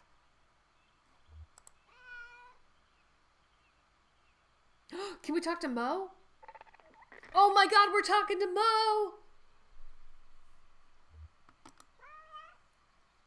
Affirmative meow. An agreeable caw. Friendly meow. A short coo.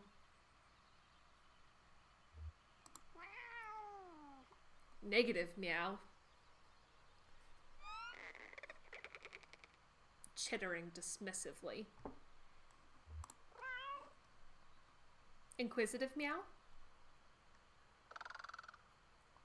Confused coo. Doubtful meow. Soft chitters. Curious meow? Inquisitive caw. Emma says, they're friends! Emily says, return to the kitty. Emma says, this sigh, the best game ever made. Nat says, cat's back. Emily says, all those would make great display names. Solid conversation between Mo and this unnamed cat.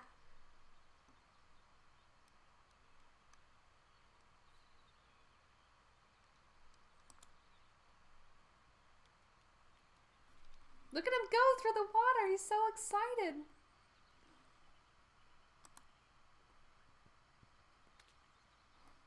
Look at all these shadow people.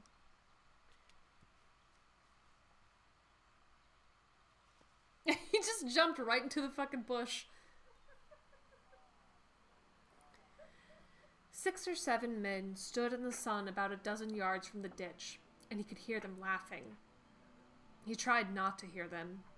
Instead, he listened to the shovel punching through the dirt as he shaped the trench. It was wet dirt. Mud, really. It made a hungry sound as he shaped the trench walls. One man was louder than the rest. He had a nervous laugh that sucked up all the air around him. Here, at the bottom of the hollow, there were patches of mud everywhere. Water pooled on the ground or just below the surface. That was the danger. The laughter quieted into greedy chuckles, and he could feel the men approaching.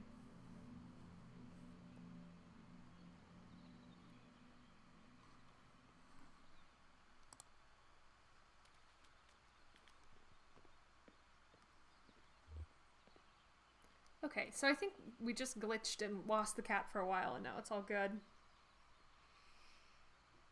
Emma says, tag yourself, I'm doubtful, meow. Or maybe soft chitters. You're definitely soft chitters. Emily says, I'm confused, caw. I'm inquisitive, coo.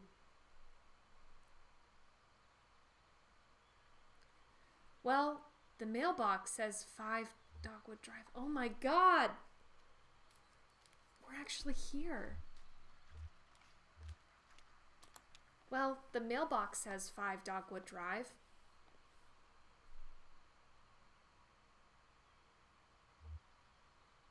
Is there a doormat? Sometimes a key is under a doormat. What am I saying?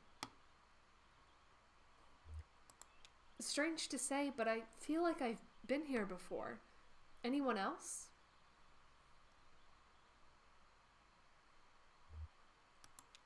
It just showed up, the house.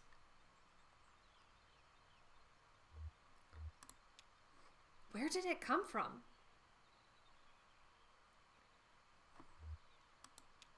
Emily shrugs.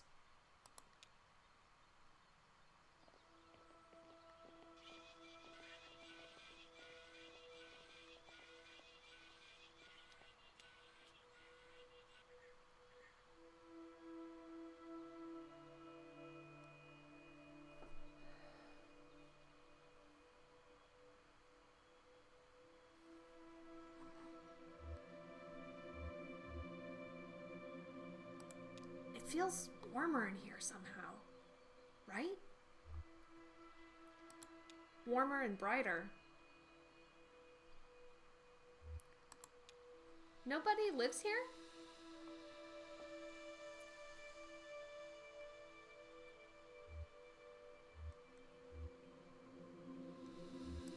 Well, somebody ordered some furniture.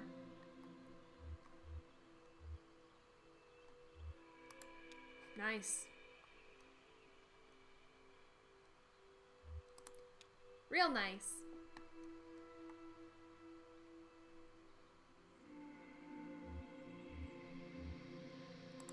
The light in here is pretty great, actually.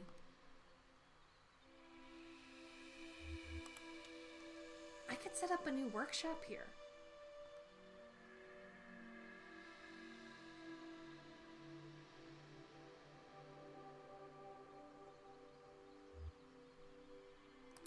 I could fix TVs again. Or whatever people need. Hell, I could fix toasters. I'd love to perform in a place like this. At sunset?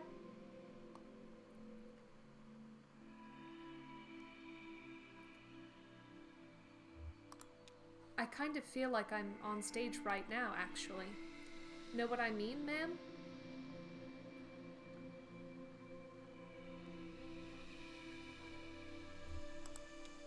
Weird acoustics.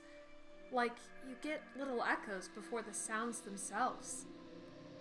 I like it.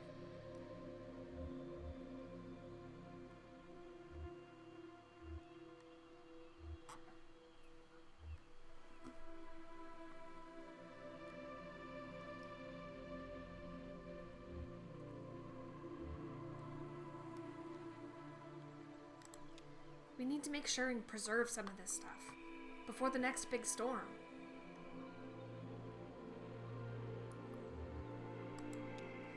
may only be a show for the raccoons.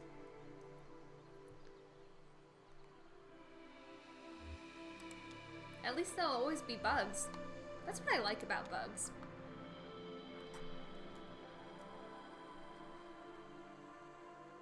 We saved what we could.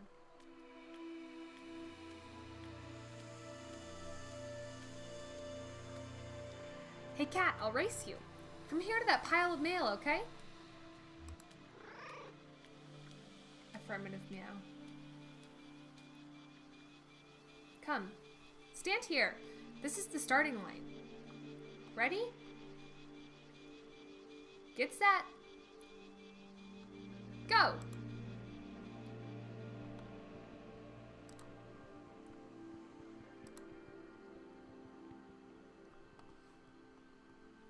Alright. Oh, it's not a shame to lose. I'm a fast runner.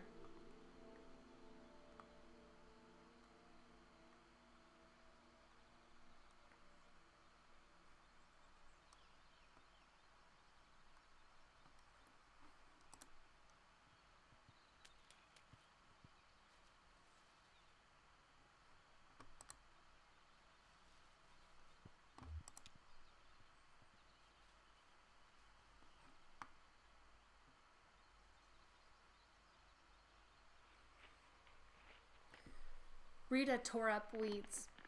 Elmo stood next to her with a bucket. She passed him the uprooted weeds, and he stuffed them in the bucket. They worked this way for a few hours. Dark clouds drifted slowly closer, but wouldn't arrive until evening. Rita and Elmo left to get some tea. The bucket of weeds sat warming in the sun. The dandelions wilted and the clover dried. Some wayward insects continued to eat. When Rita and Elmo returned, they assumed the same roles and continued working. The garden was coming along as well as they could hope, given months of neglect. When the plant shut down, the company abruptly pulled out of the area and took a large part of the town's population with it. This included the Carver family, who had tended this garden, the largest and most productive in town, for years. Rita and Elmo worked until it started to rain. The rain washed their sweat into the dirt.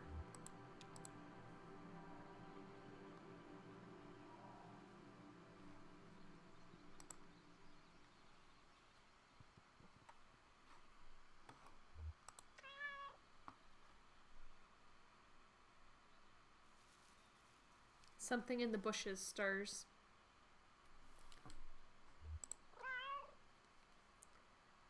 Inquisitive meow? No response.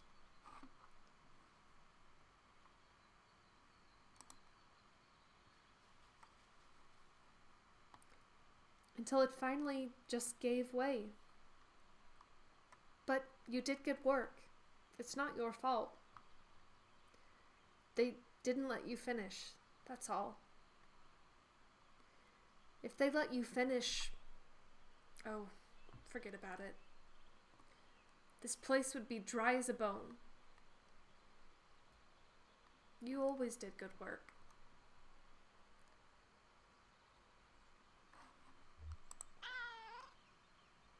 Inquisitive meow. It's a memorial.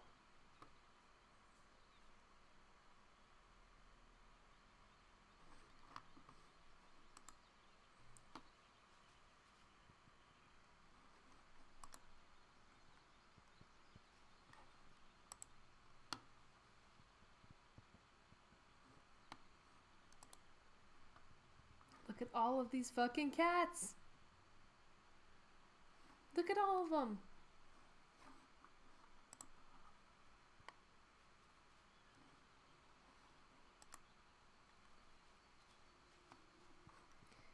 Yeah, I'd be worried about that too.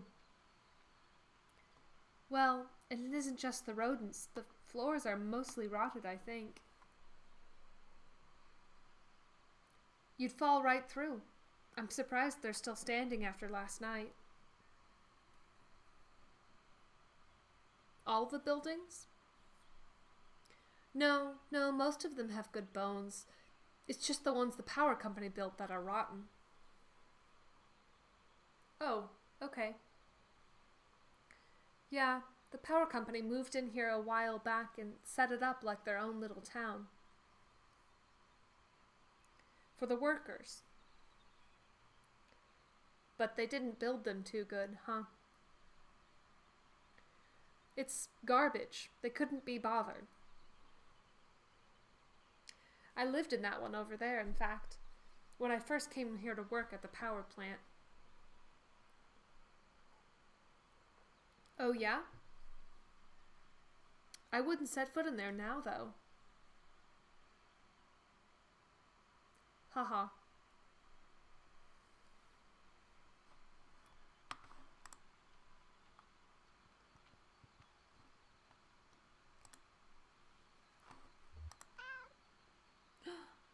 Greeting, meow. Oh, hi, kitty. Chatty, meow. That's me, actually. Yes, it is a beautiful day. I guess the weather was pretty bad last night, though. Confident, meow. You're a chatty one, aren't you?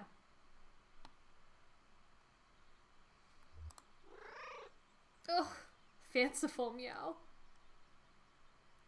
Sure, whatever you say. Curt, meow. Alright, well, take it easy.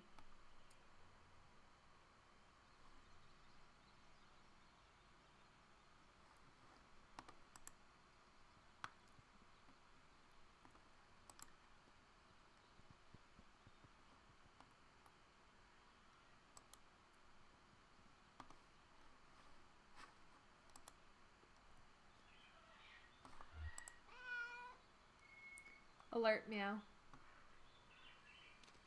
A lizard darts out from beneath a rock. Cautious, meow. No sign of the lizard now. Look at all the birds. Oh! There's like parrots and a toucan.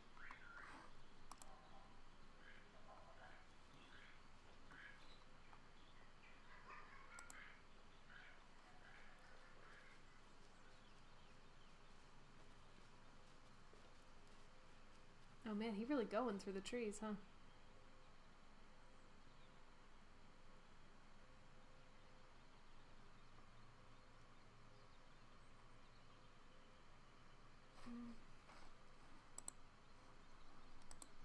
Okay. Come on back, little kitten. Look at him go! He run!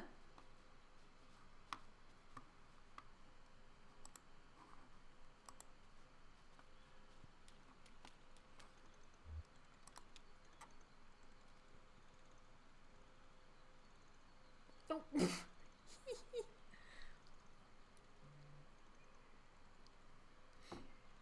Clyde lay on his back on the runway, hands folded behind his head, halfway between dreams and the afternoon sun. He entertained the momentary delusion that he'd survived a plane crash and was vaguely unhappy when the dream faded. The runway smelled like oil, years of leaky light aircraft taking off and landing.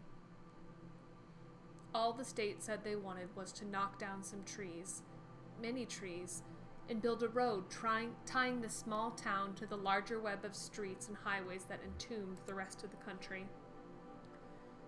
But Clyde and his inner circle of stunt pilots turned mail carriers knew that a road would be the end of their secluded paradise.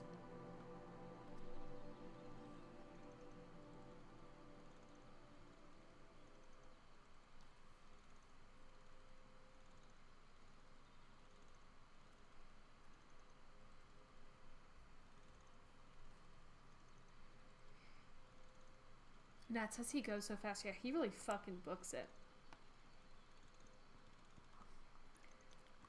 Choppy seas today, Captain. Aye, Captain. Let's reinforce the sails.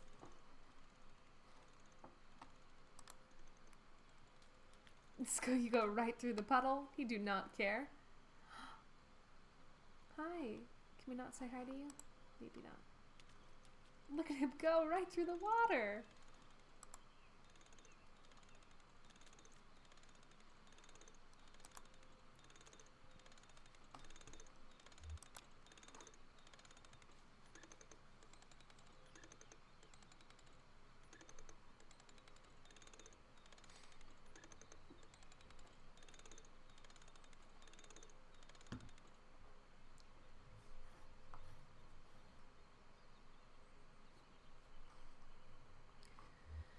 No, miss. They don't scare me at all.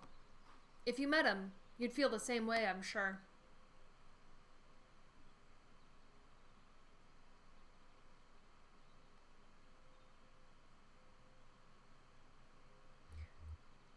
I don't believe old Jorge would ever hurt us. He's kind and a bit of a bookworm as far as I can tell.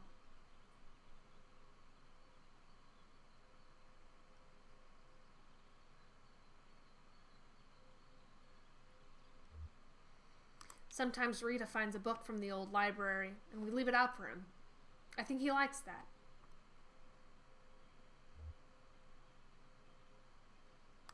I've got to imagine he likes it anyway.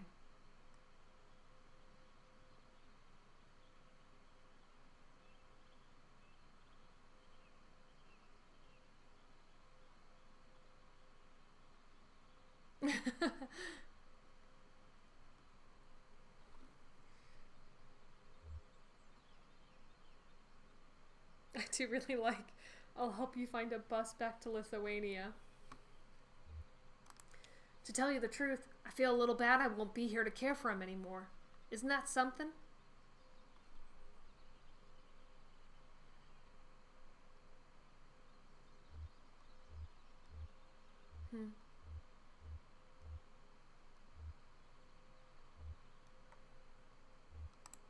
I should go home to Lithuania.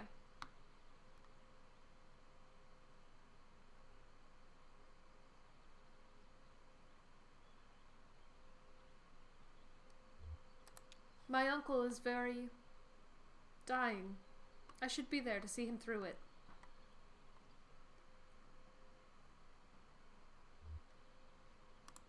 Yeah, you're making the right move. There's nothing here anymore for the living.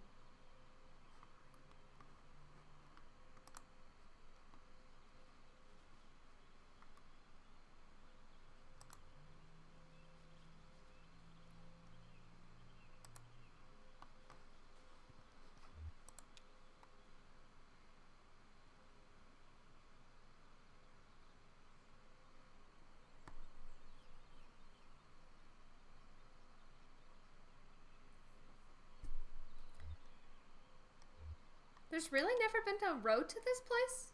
Why not? Oh, it's between Ezra and the Crow. Gentle cooing. How'd they manage that?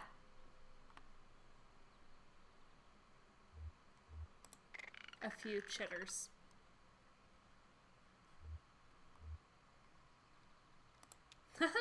Why?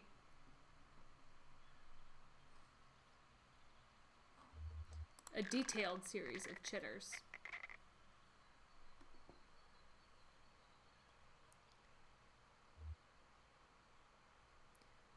I guess we could, but it sounds like a lot of work.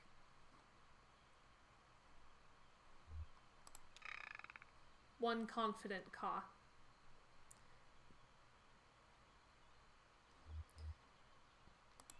Okay then. I guess we better get started.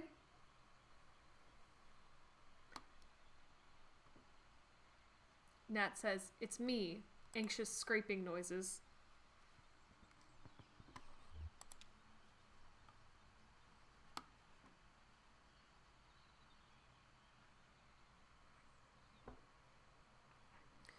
The seer reclined high in a tree, carving fine details into a small wooden pipe. She'd done the bulk of the carving over hazy mornings with the stoneworker. He smoked constantly. She only smoked when she was happy, or very sad, or bored. From this height, she could see the earth movers shaping their mounds under the draftsman's supervision. She could see him inspecting his plan, the drawing he'd made from her game, the map.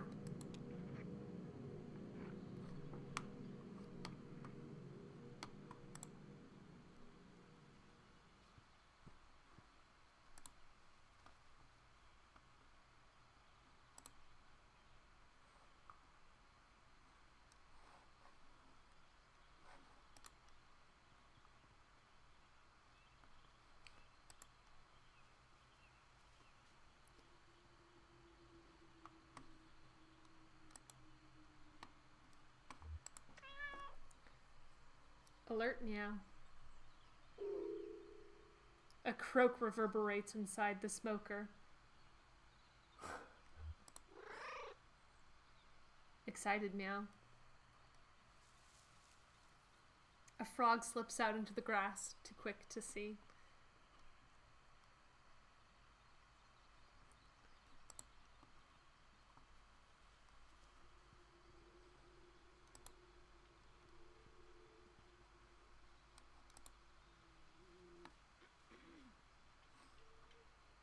Marianne clears her throat.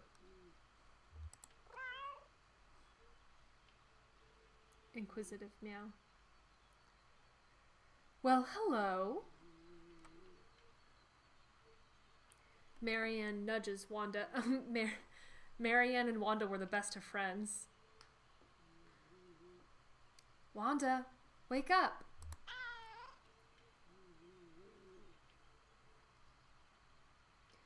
Nope. Dead to the world.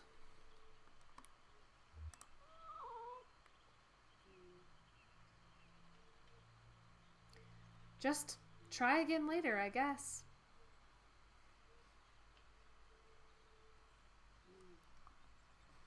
Did you guys get it, Marianne and Wanda?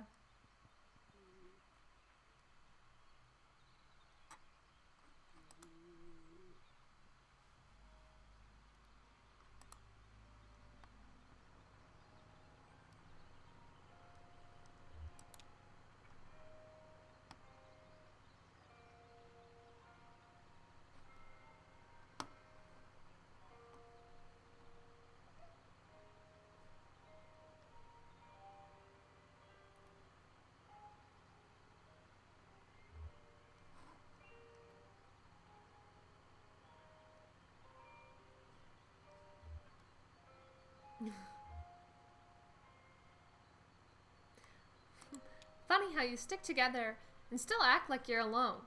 That's the cat way, huh? Always alone together. Oh boy, both of these are painful. Just like that old man we were traveling with.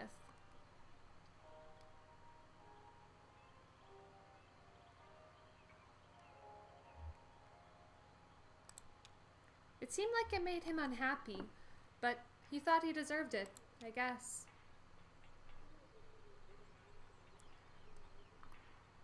Will someone please acknowledge the Dixie Chicks reference?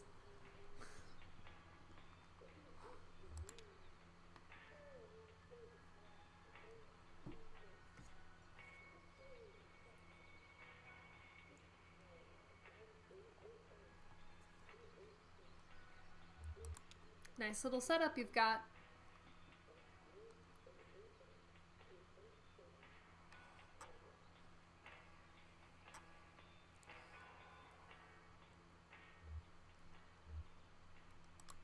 I wish I had a space like this to work on the bike.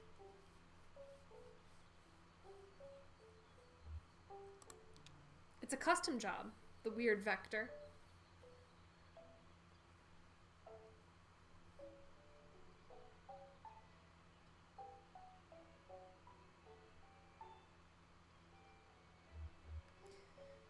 No, can't say that means anything to me. I get bored I get bored quick with anything that can't get me closer to heaven. Okay, this is all just Dixie Chicks references, all the way down. Emily says was an excellent reference that I didn't at all have to Google for a reminder. I had to Google it also. Sorry, Caitlin. Excuse me? The Dixie Chicks. And this is another one, Closer to Heaven. There's a real theme here.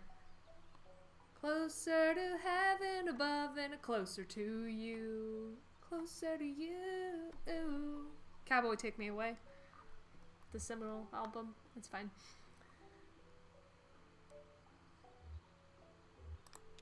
I guess you don't have much use for a bike in town with no roads.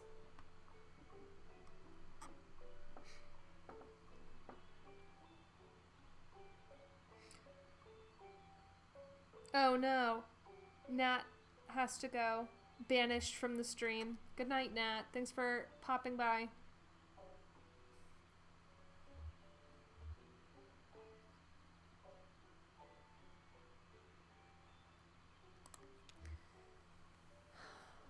To tell you the truth, I've long suspected the reason Cass never wanted any roads here was just to keep the horses safe.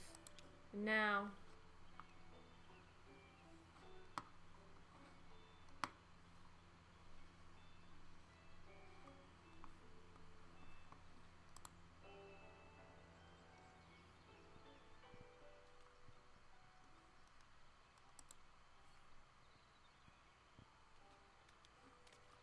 What's this? Curious meow. Oh man, it's totally broken. Inquisitive meow. Waterlogged tapes. They might still play, who knows. But all the VCRs are shot.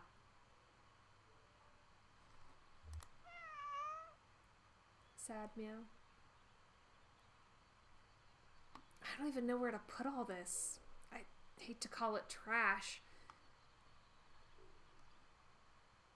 I wonder if the garbage truck still works.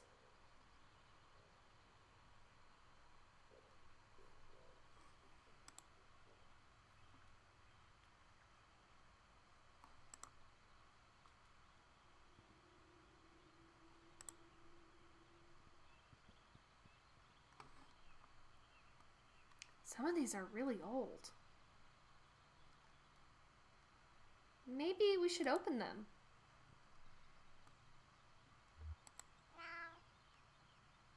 Scolding meow.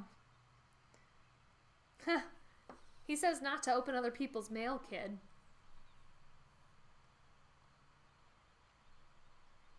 I know what he said. But if they're not even here to open it themselves?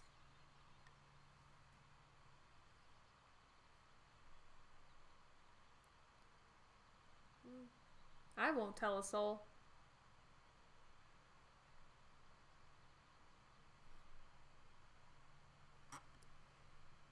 Emily says, well, I tried to say sorry for not knowing the reference, but Automated stopped it, so I guess I'm not sorry after all. Mrs. being sorry is not the gamer way. I don't understand what the automatic stops and doesn't.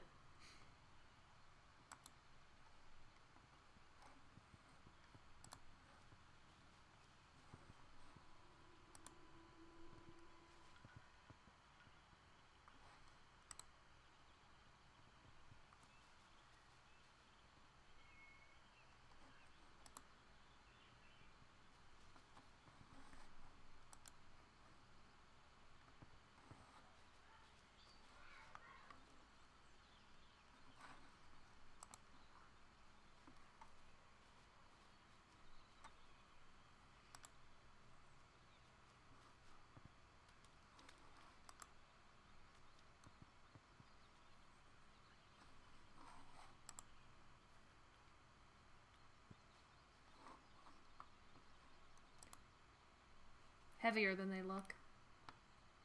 Sure, everyone's heavier after they've passed. It's only natural. The spirit has no weight. In fact, it lifts us up a little.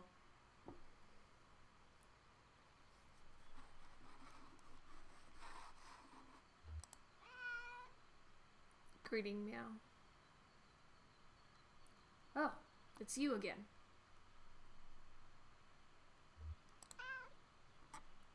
Friendly meow. Yeah, well, feel free to pitch in. I'm sure this would go a lot quicker with two of us on it.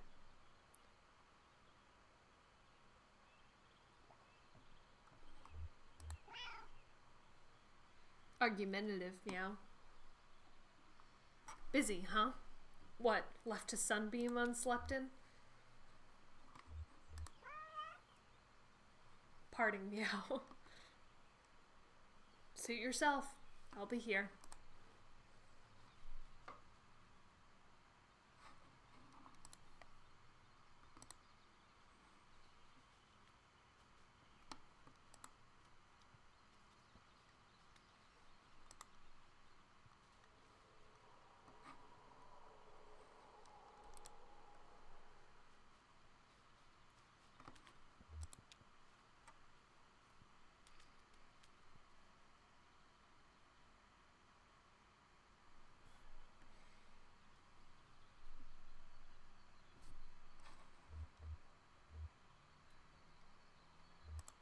Just taking one last look.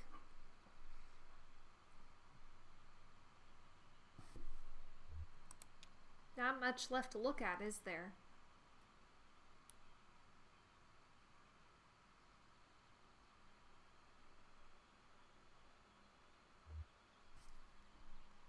Yeah, that was a bad one, but look what it washed up out of the mud.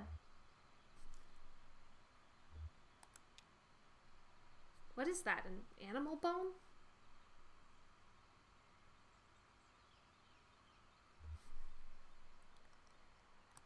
It's a pipe, I think. Super ancient. It's probably 1,000 years old.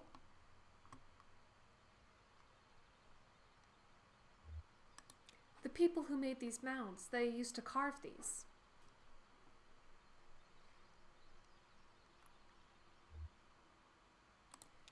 Why did they build this huge, dirt spiral?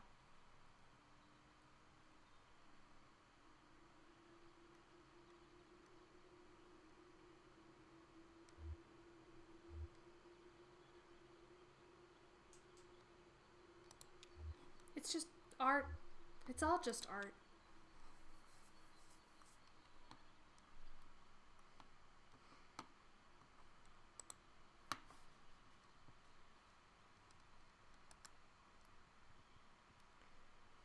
Does it work? I don't know. I think you wind it here. No, it doesn't work. I could probably fix it. Oh, you could definitely fix it, man. And then you'd have a new robot friend. And then I'd have a new robot friend?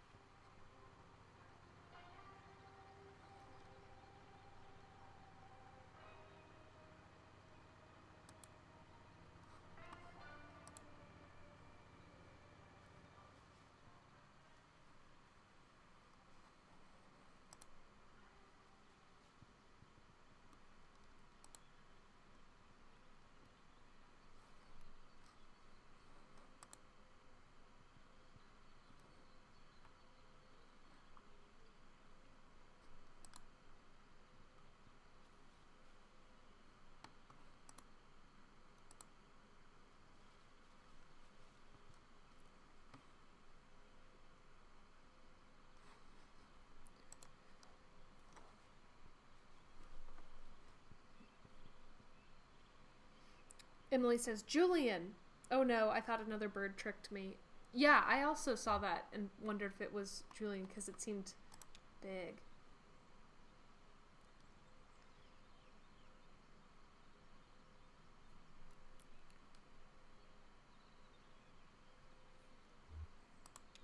Who's this here? All I can read is better days. Better days ahead?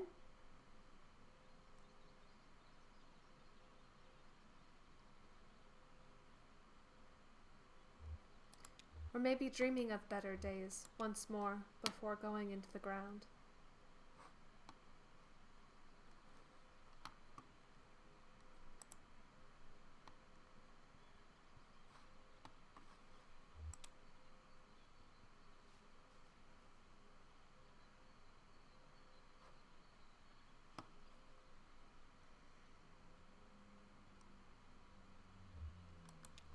Would you believe it came to me in a dream?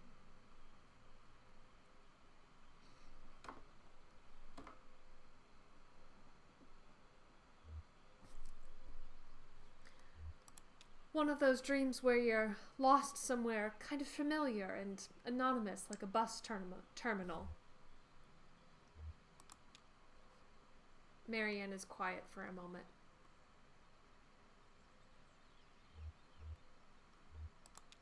It's nice. What's it for?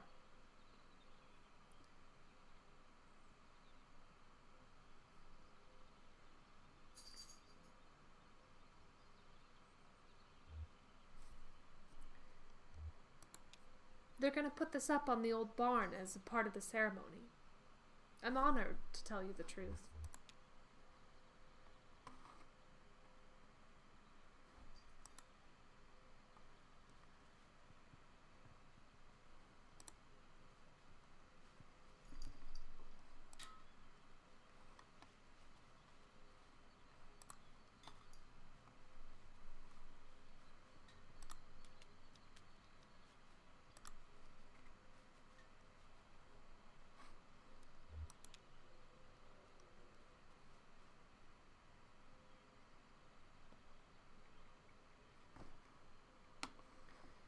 She watched him.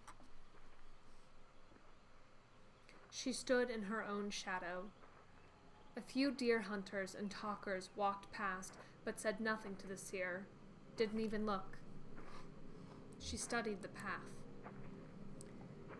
This was the path the seer had found in her scrying game, a series of private dice rolls and inscrutable diagrams.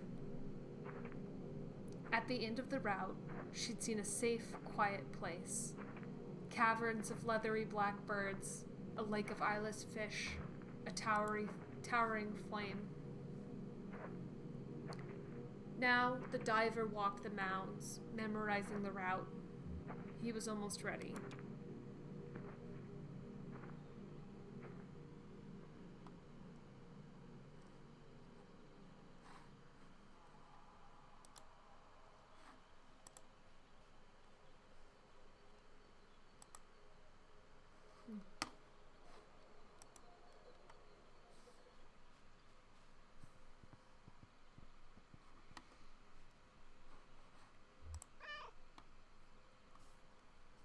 Curious meow. Something brown scurries up the side of a tree.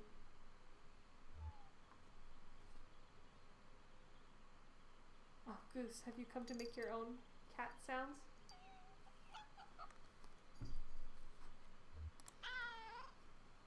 Surprised meow. A squirrel? Too fast to tell.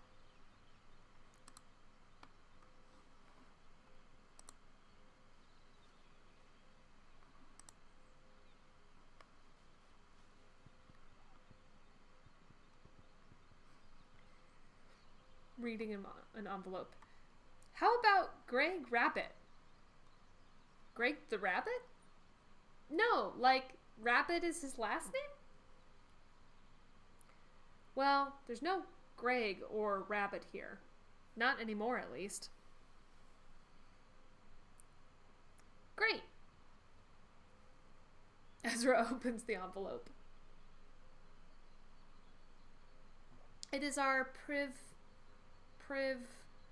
privilege. It is our privilege to inform you that your Apple application has been accepted. Your studies can begin as soon as you arrive. Good job. Yeah, good job, Greg. I hope he got the message eventually. I wonder what he studied. Artichokes. Wait. Oh, architecture.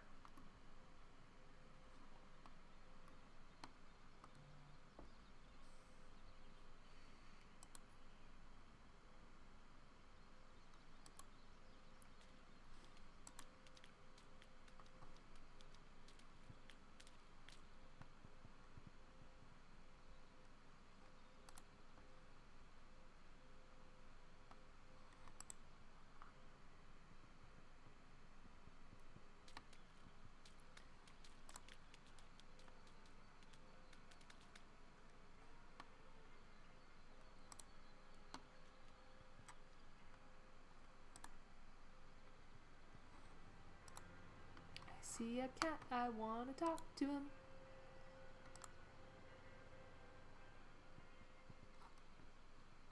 Hello?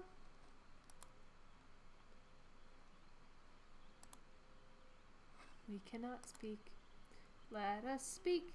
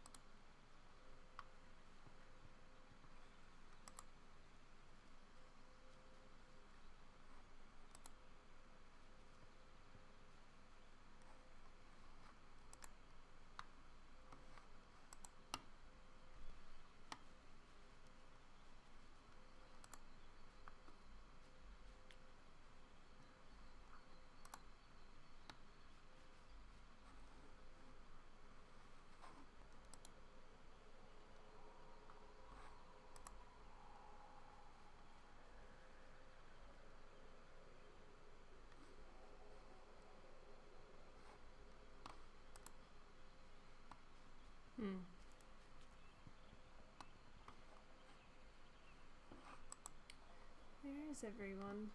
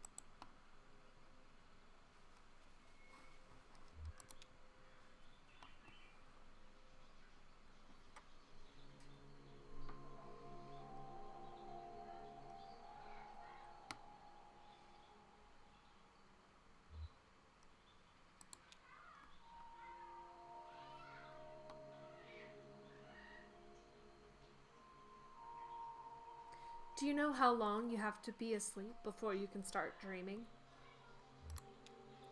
Sometimes I think I'm dreaming even when I'm awake.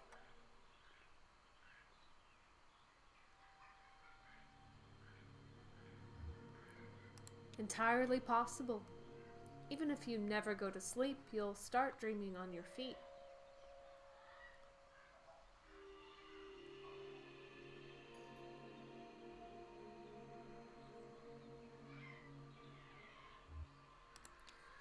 We used to pull some pretty long hours at the TV station, really pushing our limits. Sometimes it bled into the work.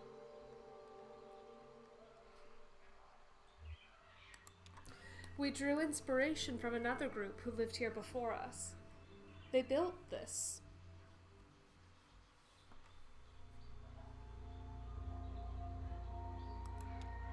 They were a scientific community. Everything is an experiment.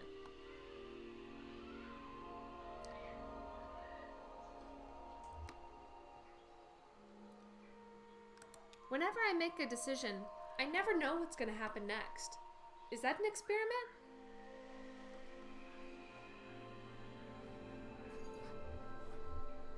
Sure. Experimenting is abandoning expectation.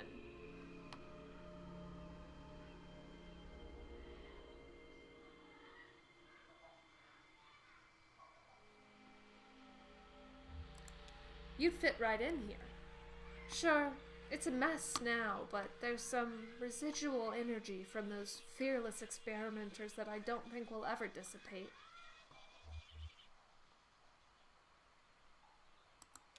I don't think I'd want to live in a place like this.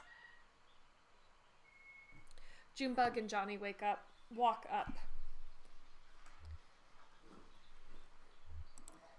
What's good, little dude?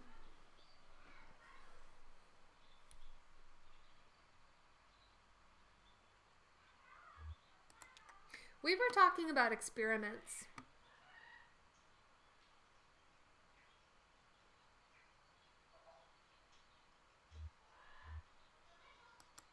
Oh, is this your family?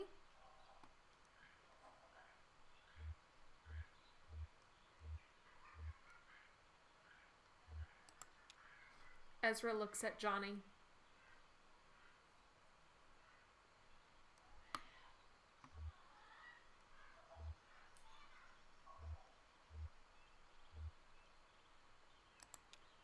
What do you say, kid?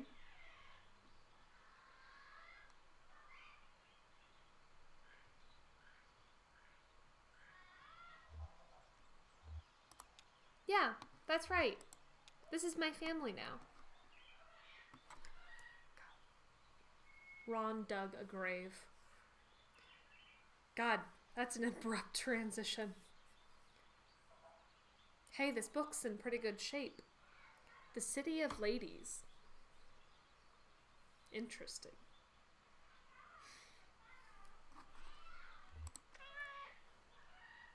Curious meow. No, I've never read it either.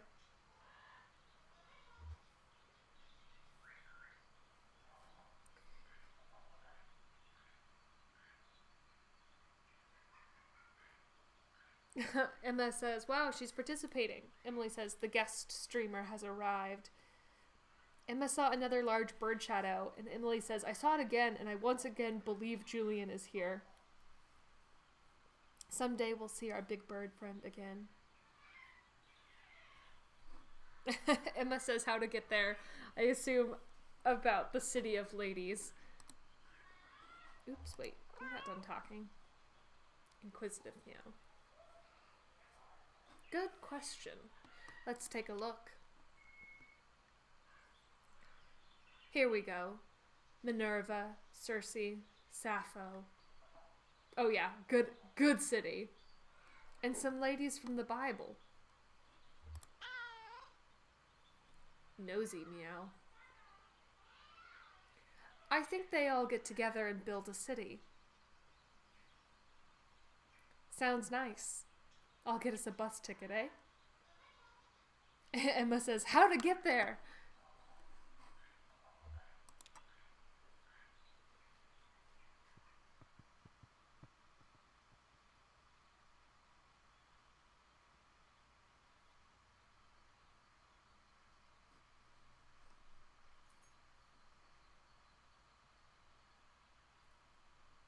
Campus? Come on.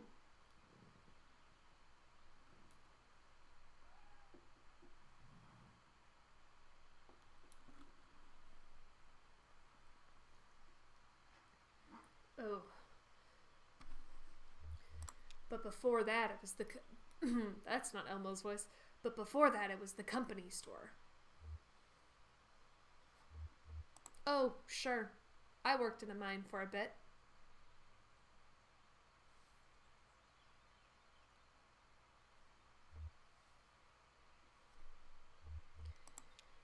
Then you know all about it. Never enough. We had to start a garden.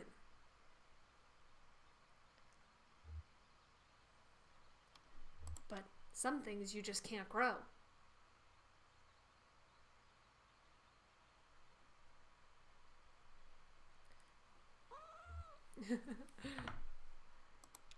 I will take my waffle recipe to the grave.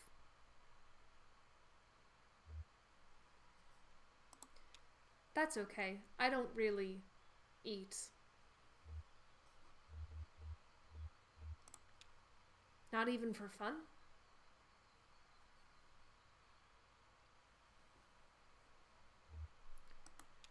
Well, if you teach me that waffle recipe,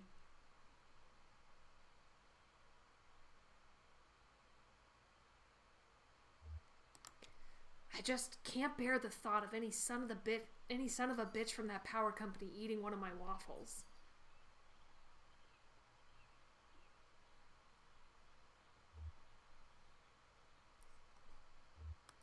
I once led a demonstration march right here down this main strip, back in the bad old days.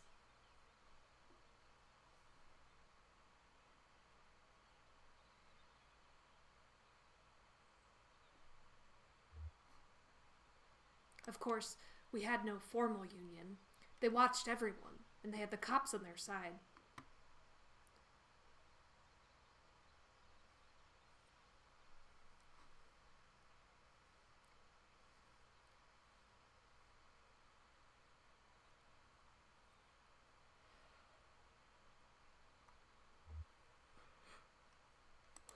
In the end, we extracted a few minor concessions and the company pulled out of town before any real bloodshed could get underway.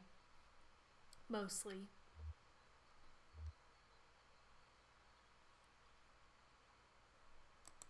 We ought to just set this place on fire.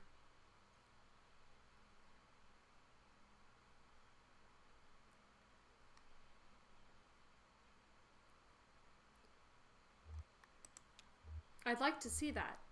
But I think if we took out the tables and knock a couple walls down, this place would make a good concert venue.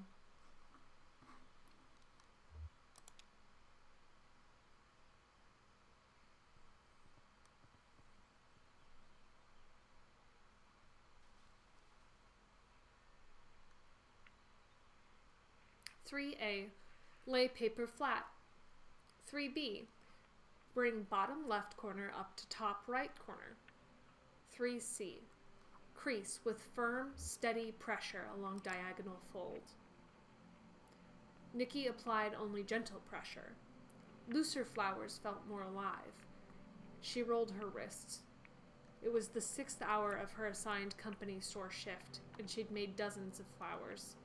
Ron had bought a bouquet and cleaned out their stock that afternoon. 11. Repeat steps 4A through 7 for each petal, taking care not to rip the filaments from step 9. The company store used to have a dedicated staff until the civic responsibility plan a few years back. Now everyone took 1 or 2 shifts a week on a mandatory volunteer basis. A commotion outside caught Nikki's attention. Men yelling, blows landing. She put down her work and stepped out just in time to see the crowd disperse.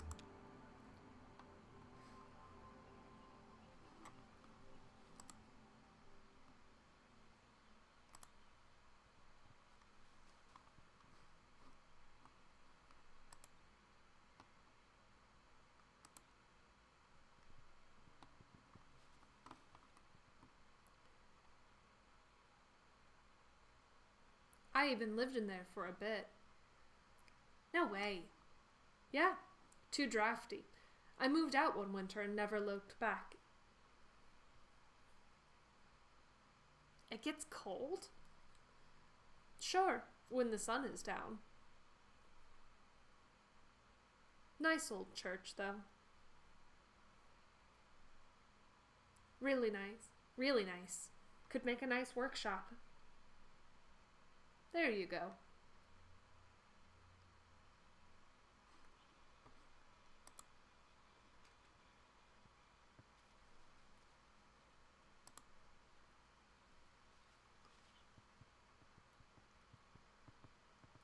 God, I love to see him tearing around corners. He's in a box. Clyde and Cass sat cross-legged in the shade of the light aircraft. Cass shuffling cards and Clyde absently flipping through a stack of unopened letters. Demand for aerial stunts have faded almost completely, and many of their company having died or aged out of the profession, Clyde and Cass found for their remaining pilots a steady flow of contract work delivering mail to remote rural areas. But this place was abandoned. Cass's cards predicted they'd be here for quite a while.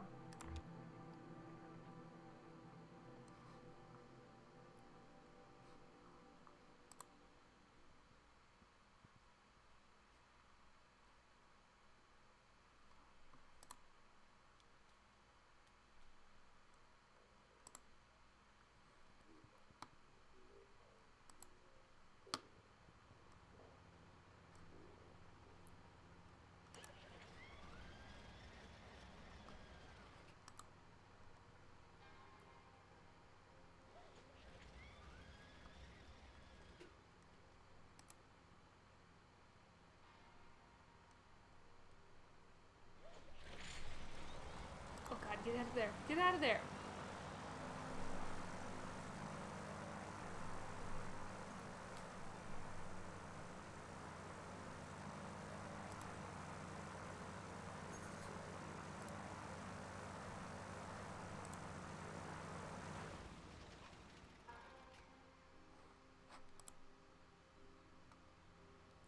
Where are you flying to?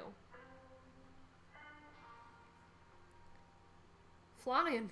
Ha! I'm just checking to see if everything is working okay.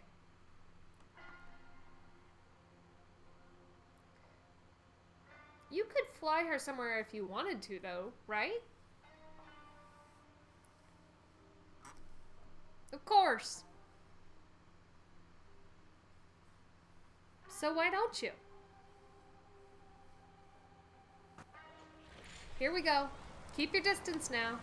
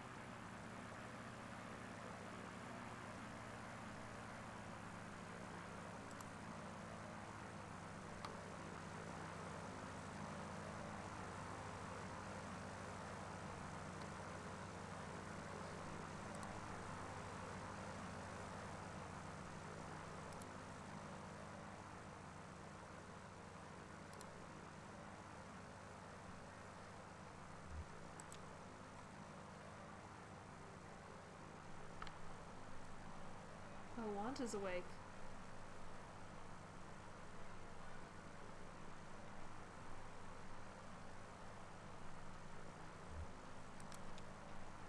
Part 4, Subsection G, Notes on Inhabitants.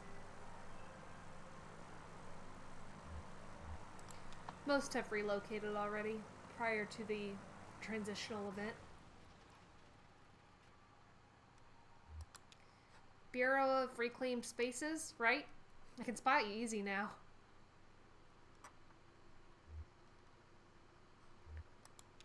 We've had our eyes on this site for years.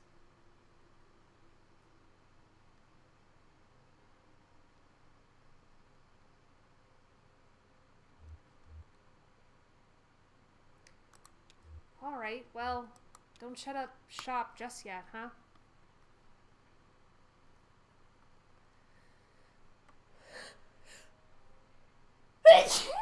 Excuse me. Okay, I'm gonna make another cup of tea. We will be right back.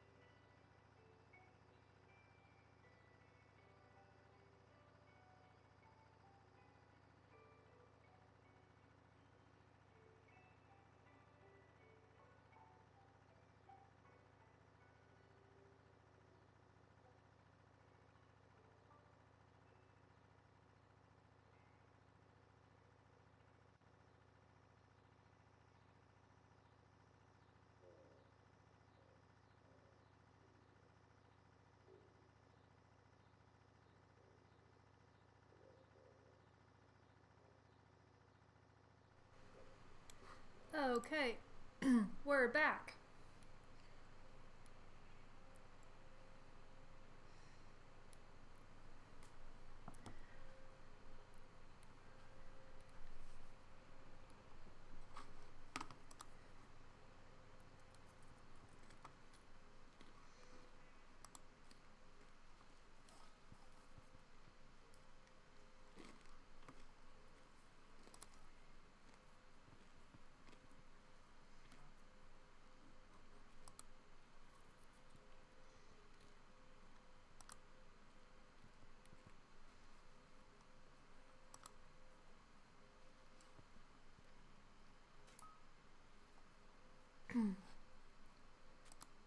Aw, damn.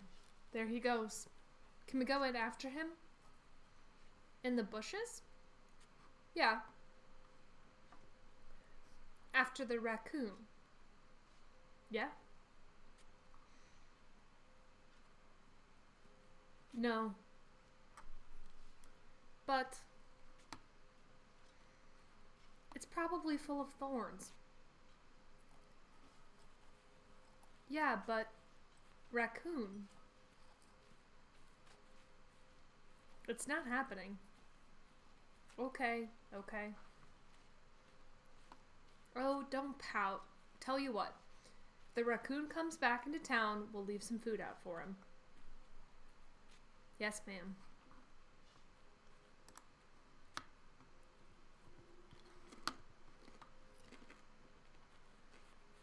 Hey! Hey, don't run in the graveyard. Why not? It's... People are trying to rest.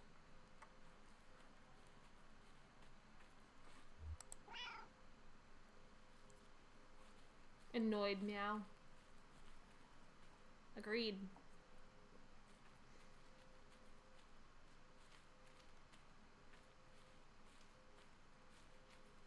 Oh.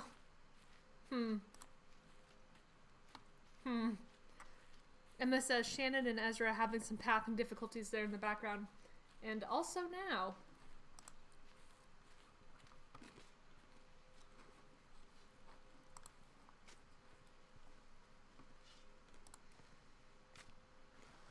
Hmm.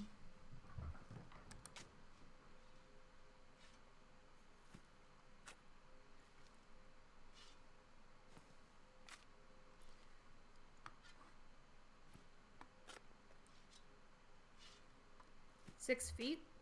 That's the standard. Standard for people, anyway.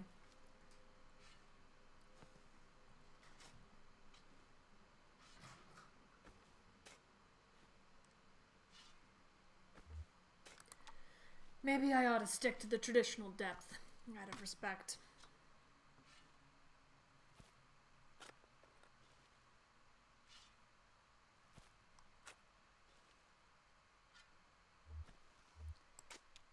Is that respect?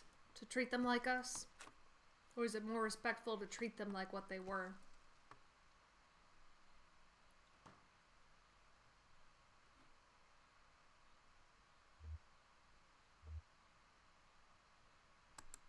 God knows they weigh more than any person.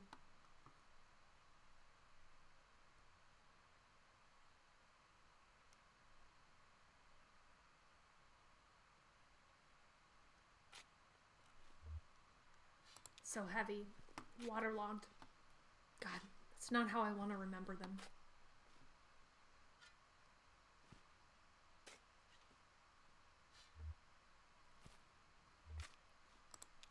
It's good to bury them here. Lucky I was still around to do it.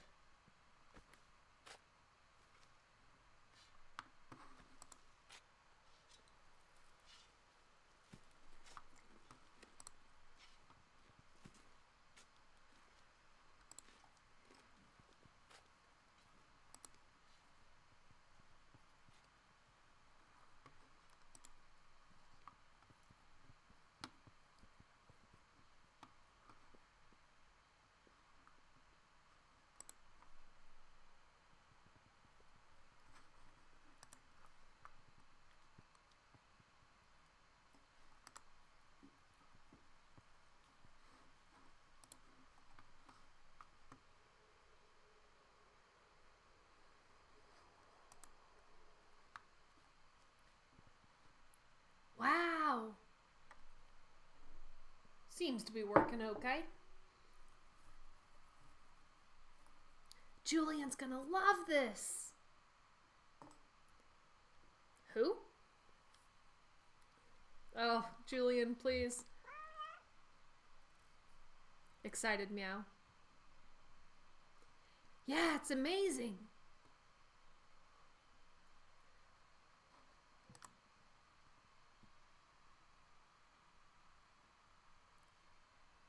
Emma says, Big Shadow.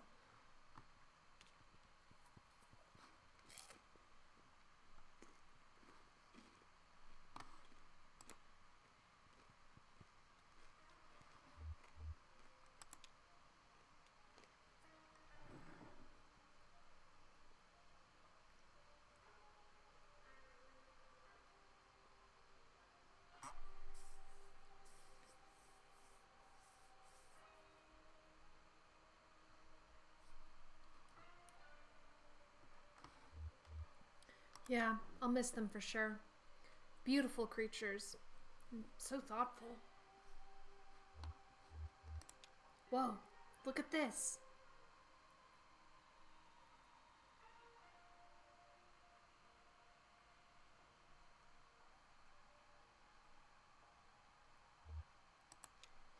Emily pulls a piece of slate adorned with a partial circuit diagram out of the rubble.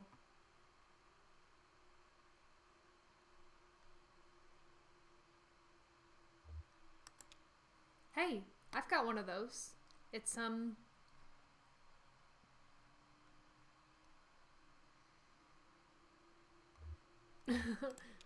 a source of uncertainty.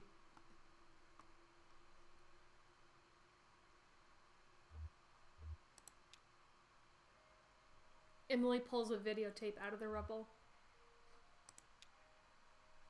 Home movies?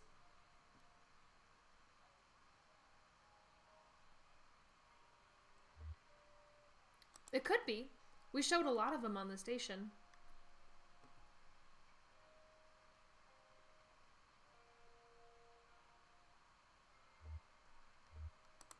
I think the ceremony is around dusk.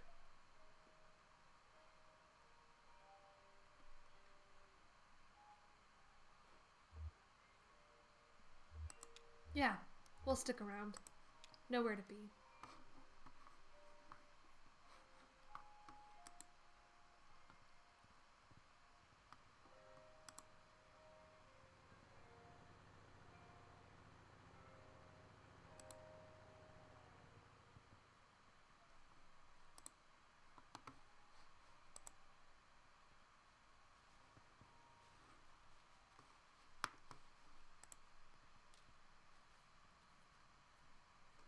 I really like this knife. It has an aura. Know what I mean? An aura? Yeah, like it wasn't exactly used to cut apples. It's meant for greater things. Yes, ma'am.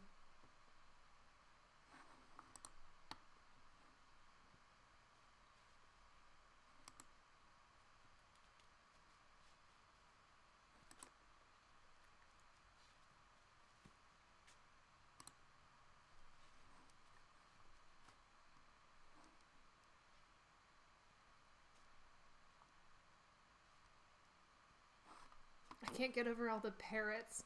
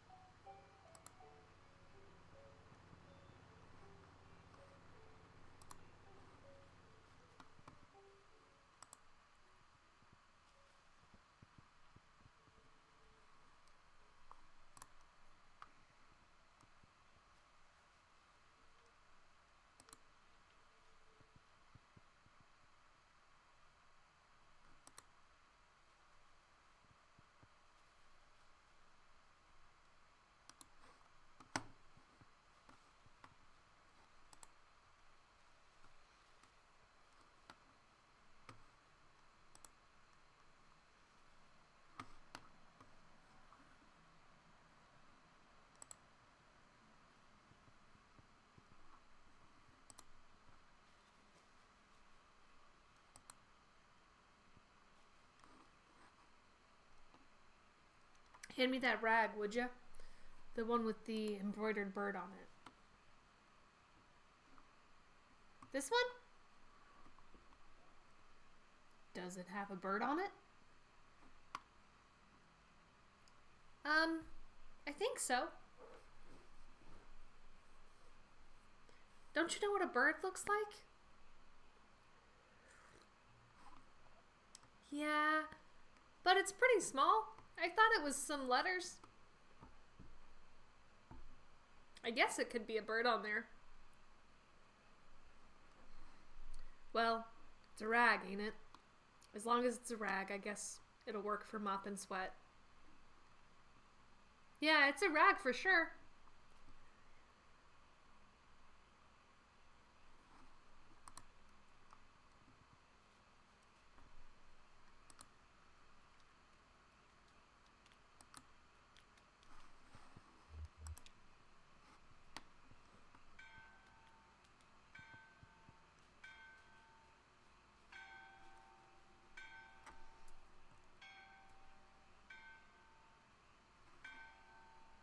Did you see that stork or the heron on top of the bell tower?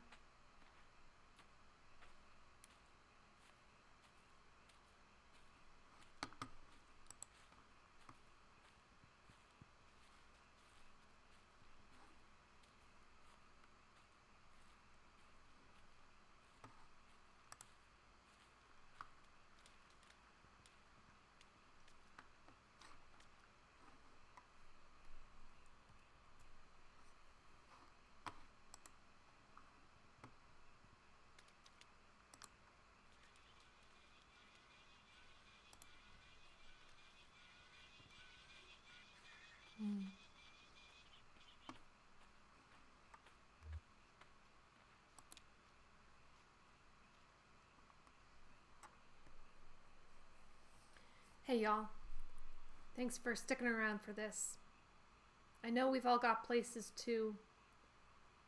Well, if anybody still needs somewhere to go, be sure and speak up, okay? I think Ron's heading through the woods tonight, back to the road, if you want a caravan. You staying in?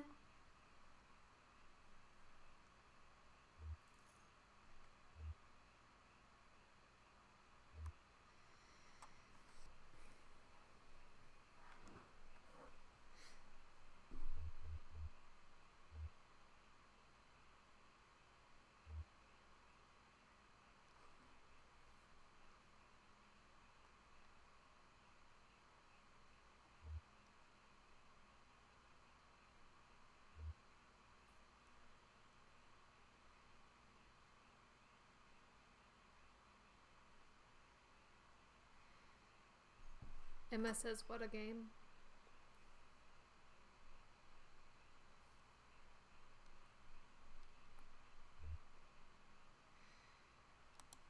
No, I'm heading out too.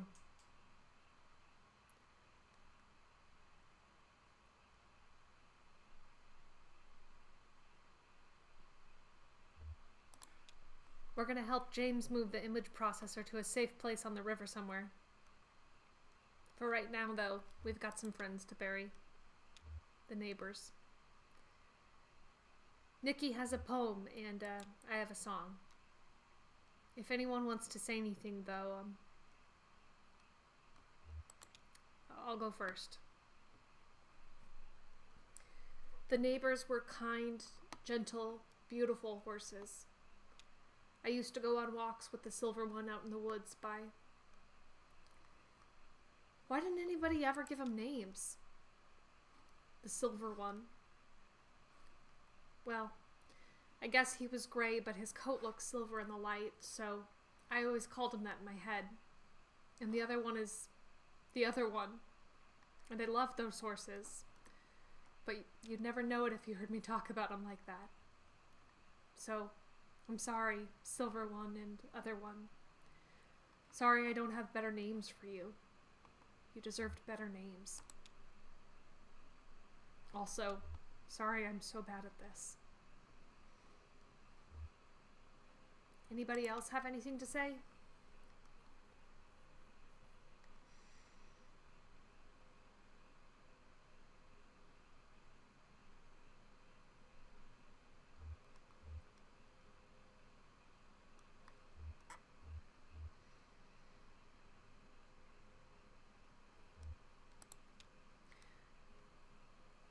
We didn't give them names because their names weren't ours to give. The horses were here before us, you know?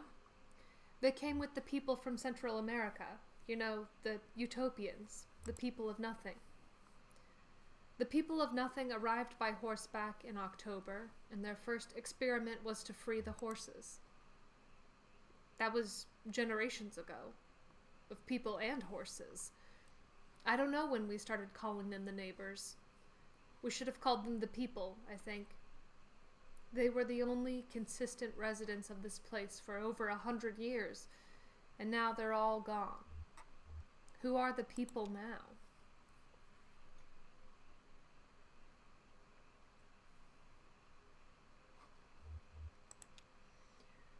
I've got something to say. I just want to say these horses used to crap on my floors, but it never bothered me too much. I never mentioned it to anyone. I didn't want to make a thing out of it. But if we're clearing the air, well, that happened. And it's okay. I mean, recently too. I was cleaning up horse crap just a couple of days ago. But I'm saying it was okay. It would have been okay if any of you wanted to crap on my floors. I just want to say that. I would have cleaned up after any of you if you crapped on my floor. Thanks, Ron. Okay, I guess we'd better move on. Nikki, you ready?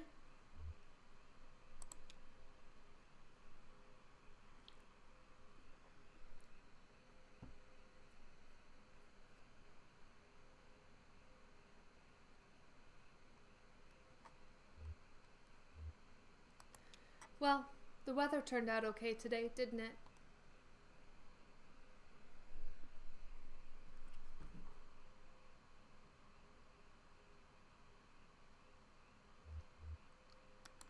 I hope it all holds out so we can all get to wherever we're going next. Maya, you and our other visitors might not know about the out-of-towner. He came here to work for the company, to dig a ditch. And the company worked him good and hard, and for less than he was worth, but it wasn't enough. They had to use him up completely. After that, we became ungovernable. First out of shame, then grief, then anger.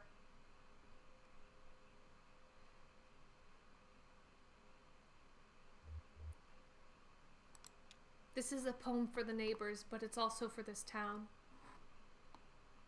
Yeah, we're gonna bury this town today when we bury these horses. It's the same thing. We're gonna bury these horses, and what do you think will happen next? We'll all walk out into the woods and leave this place empty. No, I guess some of us might stay and build again. That's all right. It couldn't be me, but to try is your birthright. If you do stay, you'll be building on top of a grave, but that's true anywhere. The whole world is built on top of graves. Look for me under your boot soles, as the fella says. Nikki clears her throat and begins reading from the paper she's holding.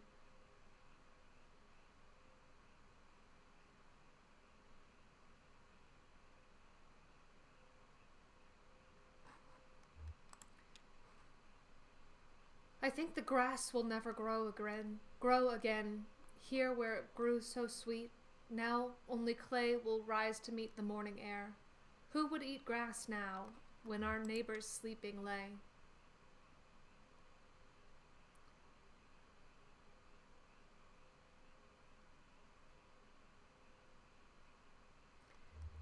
Nikki's hands tremble a bit as she reads from the paper.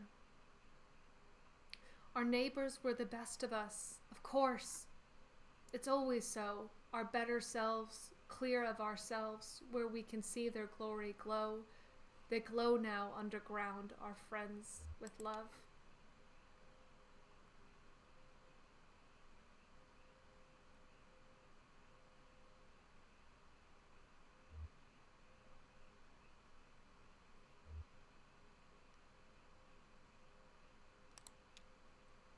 Our neighbors left us here, though not alone.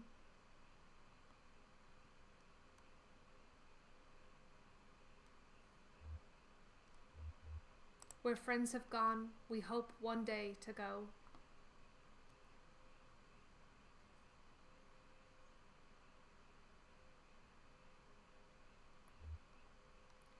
Here, where we lay our town and friends to rest.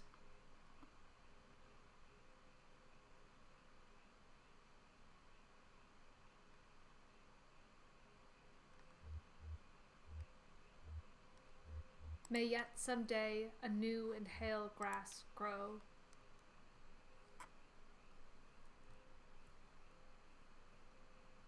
Then we buried the horses. I've heard of a land of joy and peace and wonderful life. A beautiful place of mansions fair and skies so bright, where all who believe the Savior dear forever shall stay. And having been saved by grace divine, I'm going that way. I'm going that way. I'm going that way. Yes, dear, the Savior I adore is with me each day. I'm clinging to Him and never to stray, just singing praises all day long. I'm going that way. Well, glorious news I tell and sing as onward I go. For those who are still astray in sin, my Savior may know. I want them to sing that praise above some beautiful day. For glory to Him who died for me, I'm going that way. I know I shall meet Him at the gate when trials are past. I know I shall meet Him face to face in glory at last. Oh, I believe that when we meet, well done, He'll say, while trusting that soul redeeming love, I'm going that way. I'm going that way. I'm going that way. Yes, dear, the Savior I adore is with me each day. I'm clinging to Him and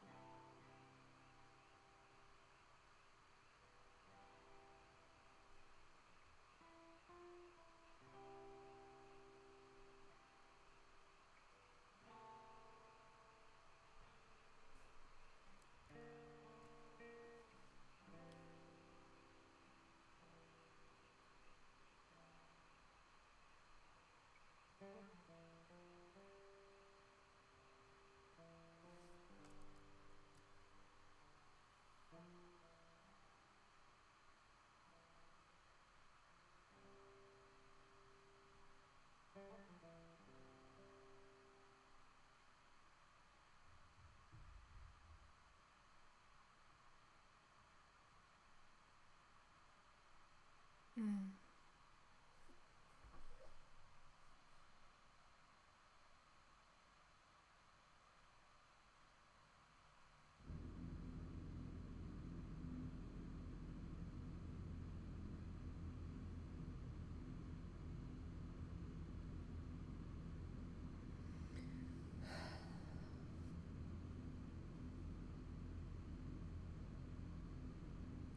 Wow.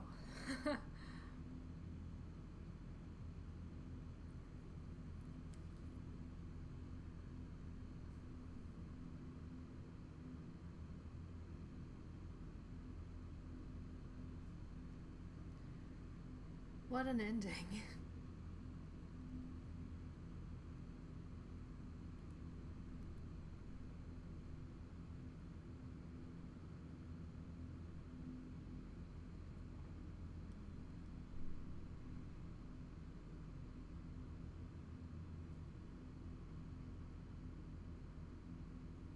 Emily says, gonna be honest, I did shed a few tears there. Yeah. Yeah.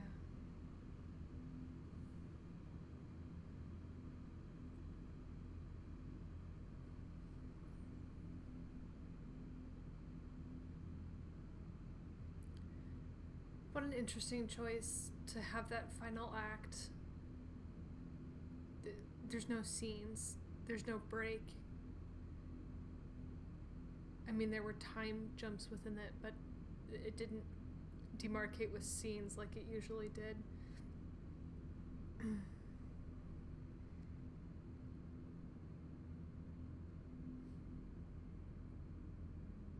Wow.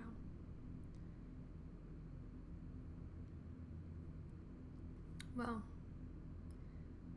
thank you for going with me on this journey. You should, if you are able, play the game yourself, because it will be a slightly different experience every time. I definitely want to play this act again and choose different dialogue options.